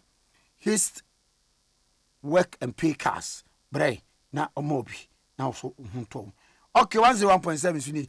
Produ mami we messages and go for the aba. Message and go for the aba. Chese otum se mpaye na mesemo mbone de mo hwe amombo. Hey Selassie Patriotic Voices go so say regards to Honorable Alan Kwadwo Kyerematen President wa yene de wakasa kama pa na bibia nso aye kama ana entwiwa ne de nie was a president of Philippa said the Ghana a Philippa one for getting ko Europe ne board did positive change Medina was say the president Bekan was what the only yagini afei Daniel Yabua AK Koyo but your Facebook comment na make was a black Kwame menti wa nipa bia empeso mad to say ade ne global crisis ena obi awo mu anye hankwa na nyina asi bosheba misty Facebook na making guy no was in fact meet president no state of the nation address no me kan che Ghana fo nyina nsem nyina nka momni support no na wa na dwene se o mayi wo besesan ye hyebre amana aye kama pa okay 101.7 suni Master Red Kaswa aka Hawa Fat 2024 was a lover of ordinary Ghanaian Nana Danko Akufo-Addo wakasa pa na mi bia humano na generation thinkers mo akasa kakra no awotedien na ansa na no ene eye lawyer Mary Ohiniwa Afo birthday. Happy birthday to you, human rights advocate lawyer. Human rights advocate lawyer Mary Ohiniwa Afo. And there your birthday. Happy birthday to you. Obi a onim no bia no mon friend na mon wish ni say ya na mama momo no so ensu live ewo ho. Enti happy birthday to you. Ye ne ewo despite media nyina ye de mawo lawyer Mary Ohiniwa Afo. Lawyer papa. Happy birthday to you. 0302243529 0302243547. Na bre na ye no ntwetwe nkomo. Na generational thinkers. Hello. Memoachi. Mejo so of Kwame Nkrumah Tikese. Okay. Bajo. Ana pa nyamia sumti enkaunzo. We well near bema wo fase wa de nyina nana amwako asboy this year. Ana pa yemo abaso na Education Minister, Dr. Oseye Wadichum, with the Papa Ubiano, a Bonabasone, Edmasuma, Oyema, Oman Ghana, and the Ena Honorable Peter and the Wusu, a Bonabaso, and Edmasuma, with the one in Pesuaso. Papa Ndra, Oman Penny, Abekasa. Actually, I say, Oman, Emu Ayatin, or you also Nimse, Oman, Emu Ayatin, and the word 2 years and a 4 to 4 say.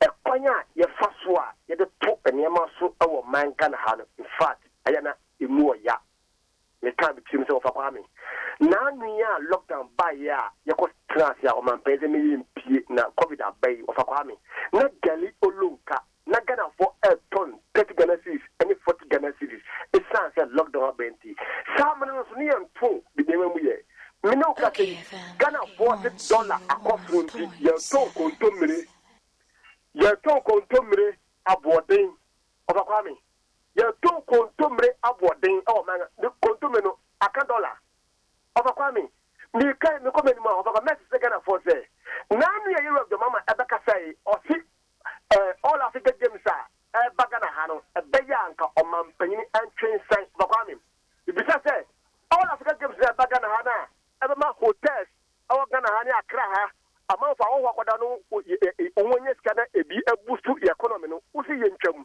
na ose se wo sika ye be spend ye ne de ye benya free mu no a na ye ho yenyan se no sika no a ye benya free mu no so nsen de ye be spend no ntinka se enka chira oba kwame sika ye benya no mane ni sika de be ba ne ho no kwa no on sika na the auto pure water the auto yogurt the auto atomono so aba ton na say ti so ka ni football and that was odi and also one so ba kasa so ba ka tire no the that of no ka tire say so I don't take kunya no so a anka we obetwam na on kan wo say about so a ahoho de be ba ga so ebe be boost your economy ma yesika so akwa ni ma na oba kwa me e be sere wom adumra I was ye traffic ato ma nye kan ya ni bom ye pushi o man akwa ni de me kan me say China ebe ya kan nyina e ye fidi dumantia.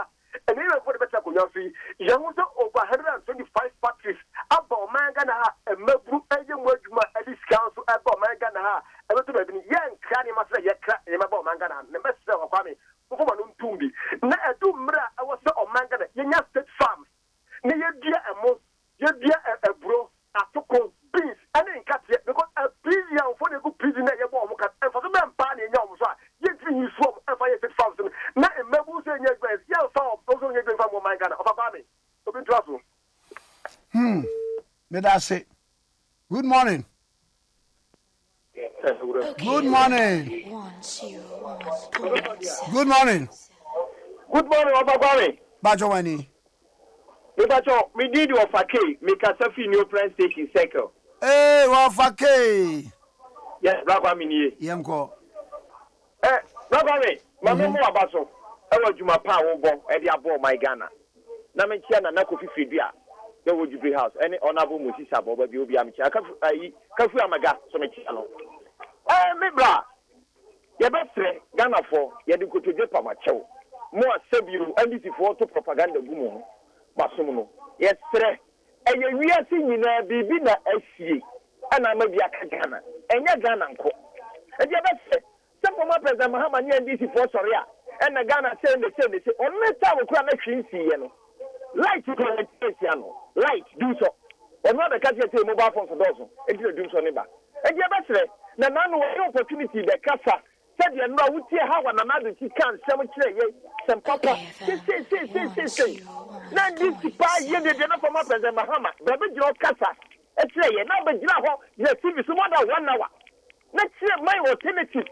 Na me kwa me baba me alternative ba metima kire no ye bi na na obeji okai se ye ko godi gome ga ye nya bia Ghana ye wa hawa na me work as for ada me sika so na me go me ni we no we primary we no economics we no wona ba na kire public customer ba bo ma man ye hu o solusi se na ka me na me wo so na asia se na me ba e di ancha ba mransa na ba kire se gome ni ekodi gome ni obi a e be me ye ho atoi ko ye ba sire ye sire mo Ghana for yense yemse yase bibia si pamocho mamu tie de ndc for the omanya ka Ghana jato the ndc ni sorry dollar ye 70 dollar ye 30 50 say obo pese man kwa huche ana mo mo to ne ma se yesremo so no kokko na tetima ye ton 3.5 Friday na Monday ye dia 10 million a day man ye dia ho check it here ye practical ko hene o je ba se ye na mo boy because we are and then mama when you get from one do jam your pamucho. Yes, I want to say ya we be able to do niam. Papa me that's pa. Me that's pa. Good morning. Morning of Kwame. Yeah, now boko there. Opa de na do mofa. Ami. Mami ntiwe. Yo, safuma me domini ofa. Ano paidi na mechia Dr. Aduchu. Education Minister papa. Ana my hu donti. Weje na dwuma nyina to wa mono so bebo man Ghana. Papa ya da wase won kwaso. Ofa Kwame, eno mampeni abekasa. O mampeni so ni sɛnea ma ekoso wiasa fa na nyina no ayedin. Na emum no Ghana fo yemboaboa ye ho. Se na be ye betimi aboa aba man Ghana atumpu. Ofa Kwame, anopeye mena na ka na so mosimi busa ukoso. Ofa Kwame, kontombre de dollar na kra de bagana na. Yemva dollar na ebia baabi e te no wo de befa ka aboa so ayede. Ofa, we de se mi no mo ya adwin se kontombre nsu no bo ayede de a mi no mo e adwin a enyeyi. Ofa Kwame banchi no body nsu se de dollar na de top petrol ni akofa free. Esi akwa na chebi di abaka na. Debi. Wo fa Ghana for yemwa ye ho. Na etibodin no ya do sondodo. Chese chinchi na etwan. Ade no kwa kofa kogu ni shop kwa more than 5 months, 7 months. Osi ya tu niemam. Na uton na bodin ma unia. Na ure fise sa uton na bodin ma unia na ujiska na. Onso ba kota ade o baby ana. Se yesa fa na nyina na ayedin. Ghana kwa da nyamya te ade. Nyamya boa ya me kuteska ni bi enye bito. Na baby o mukuteska so o munye bi nto e. Nti e besere kontomre o banchi o body o patwanye emfa do na ento. Nti antetu ni amafo. Na nyina ye ntimi ntogu na nyina ntimi mboa na o man Ghana ntimi tumpon. If the president abekasa ozo hia ye nyina ye moa. Na man penin da wetwe mu kode. Ono Ghana fo hu no TV so ache yi papa mo tene nkache. Nti na wetwe mi obo modern no ho bekire. Ghana for so mahu na o ma reject o. Enye kasa na wo be kan ye no na beto aba 2024. Nti o mo sere o mu hia kra so ba be interview. Ofa Kwame man fensia na oduntu aso. Mezime da sepa. Okay, 101.7 Sudi. Good morning. Morning. Yeah. Oh, na mana teko. Good morning. Good morning. Good morning, Ofa Kwame. Yeah, Majwani. Boko wani. Dr. Numa ni utama come to. Kajagu mienko. Uni ameda wasipa ne konya jamae. Wamesha eye vice president Dr. Mahmoud Bamia. Na mesha eye was a chief of staff Kwame Nkrumah and then deputy Honorable Carlos and na puto and show me do mubia. Now for Kwame na president Bekasa na yedana se ne na kuma pa ene ahobrasia wo magana ne nhihye ya odi kwemu na no bi Kwame. Yes, there. Yeah, deputy, the National Communication Director, Mr. Nyaba. A quantity of person of a family and in your home, college. Now, what there no way no, what our ma a fish some woman. Think a wedding can monfanco, Finamontrasing. Why? Of I was at the back of my house, your partner, say, I could have you to finish with your home. What do you because meanwhile, who can't say me say no.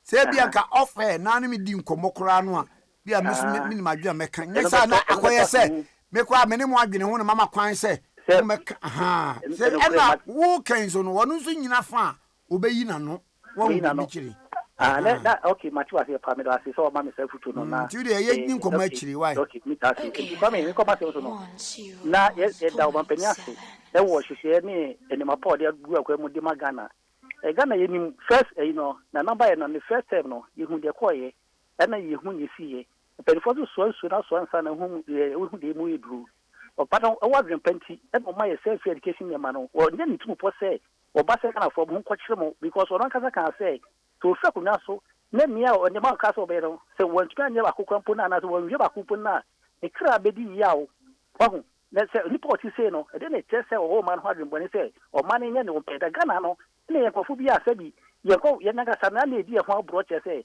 utumi na ho one day na utu ne memu saa o market àwọn ba ko utumi tu saa say na bicycle ade na yesa ye na edi ho abro say one edi na abro hwene ma ko dollar no akosi say ye tie tu ne memu saa ade na ye 600 Ghana na utumi tu 2,000 efe ye na na edi ho abro say ya say su ne ban akwa me Mike bia say Jesus Christ ka be di o man kwa o me be si epini what I say ti no do ye ho na o ma peni no ye fa pa bo ne internet because o wa de pad magana o di age boni bia magana nka o ba no nka o be sa kana iska abo no bo so that say it yes Ghana for ye pa bo ne kuto se ne se ene se bia ye ban ho so say ye ja konwa wi ti ye man ho so da bi da because in pad ye o sa shobi no mu a untumi mo na so o be ka iti na da na kokko enchi bi be sa ko so so to ba mai biu because breaking the 8 no dey breaking so ampa because Ghana say no party bieni wi ase ya oba owo man ho do e wo oba no ho adwene sin MPP da never obi utu ka utu ka enyi MPP fi mu da oba mputuo because ye ba ye do ba ko du pepezo bia na ya no ba no ma san dia ko yechi president ko fota no so ba no mpo aso say ya Ghana e ka middle income ke ya travel da ke ya tra yen se de bieni Petroleum so ni ye say no ya say na ya say ye nya yesu ni ba na adwebon na wetu mu no say enye minti no ene e kogo kra na me fa no ho so that say if ye mo man pani na chi dom na ni hye na ade mo de kwa so na nya aso ne be kan no ye fa na so pemu ni ye ma ye na Ghana e be di ye ye wo biade ajapade be be na ko da ma ye dan ka say ye be say what I say if you come me di man be see no ye be kasa wo fe na ye di ko mo wo chi ko what Good morning. Good morning. Good morning. Good morning. Hello. Okay. Oh. Hello. Hello. Yes. Hello. Hello. Ka. Yeah, Mr. Forty. Mr. Forty, yes, sir. Yo, that's it. Chia utifu na nisanka ufide kefide wo mpezifo mmienu bi mamichi omo honorable Ebisanka oko general secretary and Chibani also oko national organizer and Michael Tete Greater Garage National okay and another say you can pay the I say Ghana for you there na dollar no ekoso ajigon o mine ajigon dinisi ye wo kro we mu e ma dollar ye 370 pesos and that the mama na nado ye figedi a omu ye e wo Ghana ha ye wo Ghana ha e ma dollar na ye 2 cities and that the mama na nado e fe ye figedi a okoja seta baria e ye o ka ti Ghana for say Mesa bon ti dollar na ya hata na se to aba obma onipa omia omba masidi na strong and the dollar is 16 cities na o ka tell say ye kasa and the dollar ko so na nado yes no we are penia you should learn how to accept responsibility not just excuses on just get no 101. Na nado and our baby traders this is the German number wedding. That's also Petroleum. That's a German fact trader. Mimi never boy idea. Not market to Baroba Betonful. Said, you do a contract of a $6. Not all an so not a Cofadama, not Betonful. Rather than another person can follow. So we are done and you know we are picking still. Now you have a very serious problem. Because Papa went to the Casa, Nini say, oh, this is the Papa anymore. They just came to steal this country. They just came to loot this country. So push to the Papa way up. President God for some Musada. Okay, funny set, school there back to say when the Messi. Okay, funny set, the funny say, what? And say you follow this man, then you have a problem. Thank you. Thank you. Hello. Kwame Nkrumah Tikese. Hey, Gado. Now, on pump to say, Garomi from here. You Yankupon can who not give my papa yama or my Ghana. Menya what Peter Kase we are. Wow, for China for you now to meet ye. My member, Dr. Yao, here, Bikuma Basu. Or Ghana in Jimawa, America, or best so education sector are my 2 phone dear. Kupon me.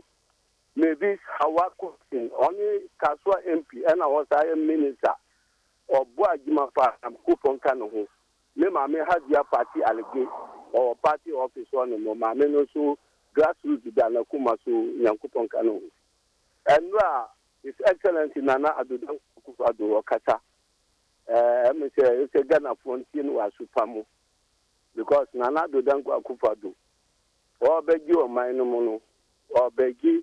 Abu Ghana Nibia at the dead. And he said, we are the crisis in our best. Now, and yet, Nana do Danko Akufado Fort. And yet, Ghana Nibia no better. And he, did to me man, yet be an empire boy, young vampire boy, tiny key. Tell about you, now, Obia was you or Sabano. Maybe Saturday now, or mobile 8 years. I just the fan or the Jaya was a baby. Commander Sugar Factory and a multi non-composed my Moody 8 years no Commander Sugar Factory, man, His Excellency and another Danko Kupado says, "Yeah, no, but to near my year, Bepam, and Mamma, Maya, my Ghana. And Timbers, I say, John Damano Mamma, or pair one certain casa from today, Echo Pim Diabetuaba. Yen Tino bet Maya and Fana coming Yajima because and Yadia or bet my boy or Combia so which is out at the bread and the young vampire bon can another or Pulu Manubia now your Baba party no Naya Kayana were breaking it no now Ghana and Cosmo Fan and Tuma Papa only a Miyajima.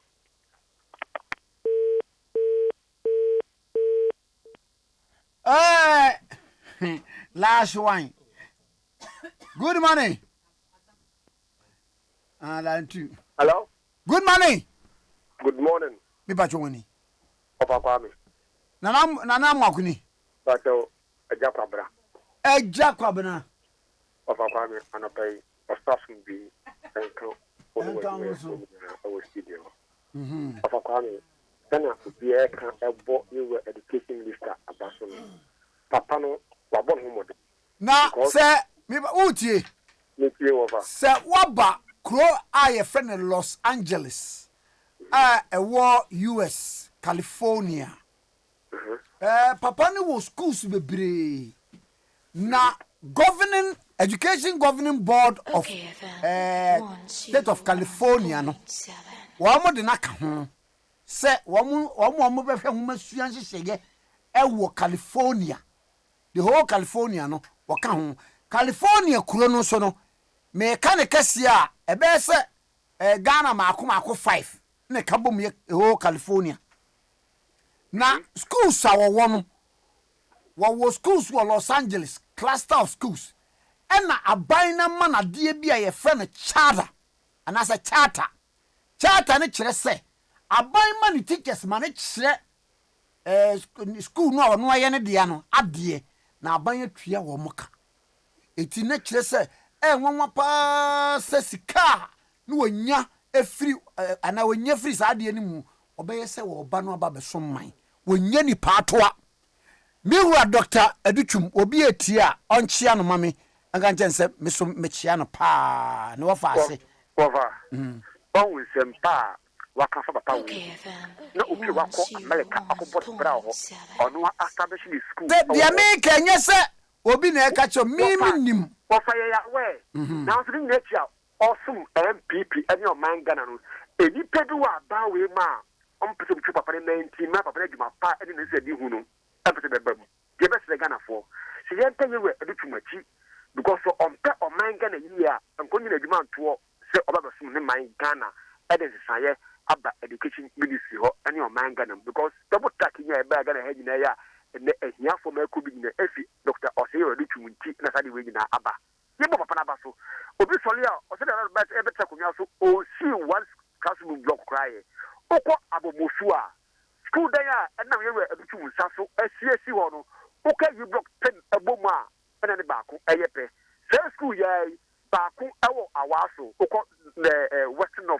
baako wɔ hɔ okɔ kumase so a yɛsi nwasi baako so wɔ hɔ ɛdi den ti na yɛ pɛtɛ papa wɔ bɛyɛ dwa ɔfa kwa bɛhwɛ aba wɔn ara sɛ ɔba ma daa kyenkyen ma ɛni nti ɔde fɛ baayɛ na ɔman so a emu nipa ankɔ sukuu no ɔman no entu mpɔn yɛbɛkɔ so abɔ ewu ekufa do egbapa no ho dawuro na mɛsrɛ npp mpanyinfoɔ sɛ wɔn anti sida kɔrɔ sɛ nka ɛwɔ de sɛ ɔmu de fɛ ne wɔn paati na awufidie efi ntom tutu hɔ anamɔ na ayɛ saa ɛbɛka akyi daase. wɔyɛ ɔba na wankɔ a wogye w'ani so ɛnkyɛ sonko so ɛnkɔma ɛyɛ totaafo a mowɔ pobimanto but mutie OKFM mutie OKFM ɛnkyɛ sonko nkɔma mo yana wabufu anu bi so wɔ hɔ aha na bibia ayɛ kama pa ɛde ama wo na manager wo nso ye chiao tobut pobimanto but ne ufi akra konsa ma sa tobut na wo na mo akonta twam mo total na ye no right ho no ye abufu ho obekewade bia nso ay kama pa ene so ye boat birthday eye apostle John Eduneba boat and ye ne birthday happy birthday to you Mr. Boat Awurade nsha na onto nanim enkyerɛw na ɔma bibia nso nya kama pa mfama wo etimi pa kyɛw apostle John Edu Agya Papa Rock of Better Prayer Ministry ne ba boat ene ne birthday en frere nka ngense ne ma happy birthday wo happy no na wo happy no utimomo oh because birthday empedede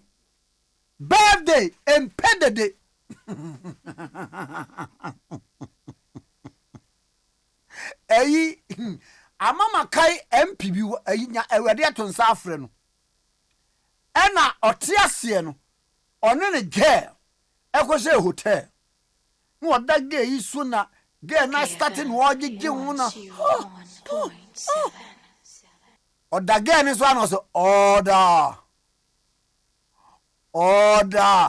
na girl is honorable na wo ye na megege was me pa cho me do oba so me mpedede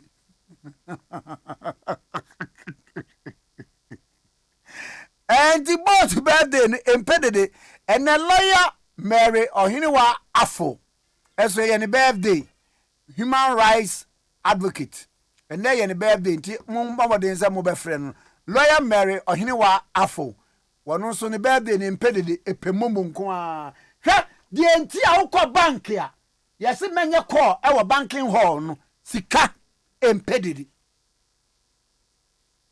nti mun send the boat sika apostle John Edu Agya Papa ne ba boat ene na birthday lawyer Mary Ohiniwa Afo na ne birthday mun kai hu se sika empedede Everybody akwa basa no Kwame Nkrumah Tikese morning show president of the land me produce new opening Kwame Osu Adua me adwo so kwa asu no free and woman of faith Abigail Ashley Abigail forms no yesi February marriage forms no me beton ba mu nyina mo ni tia se dollar ne kosoro aha today 500 eti e bie na ye ton forms na beton de nya sa bia second week ro beton forms marriage forms na ne atum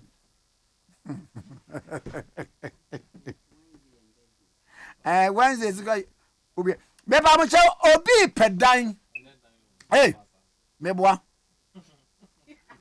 obi pa asase na asase no open big open be 10 plots ebom 10 plots no meka se bia be 2 acres e na wo pato wo open like Pokuase Ofanko Taifa Tantra Hill na Tantra Hill yokonya asase 10 plots wo hi Ashoman soro no betimi anya bi nti wo 10 plots of land ebom a or pato Pokuase Ofanko Taifa Tantra Hills Ashoman.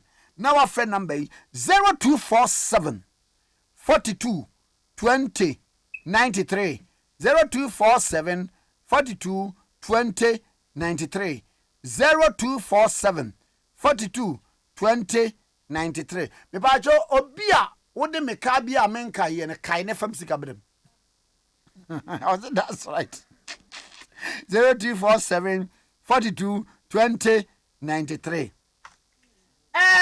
enyum way ena me ba bebo ye wa my say open no what ye free so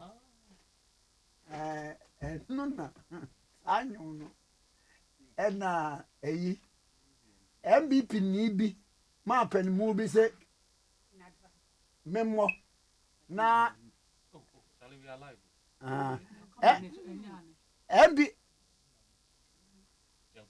MVP pen mu bi se memo na me van kanche man pani mahama se ma yesa wo pen ma mentie ne so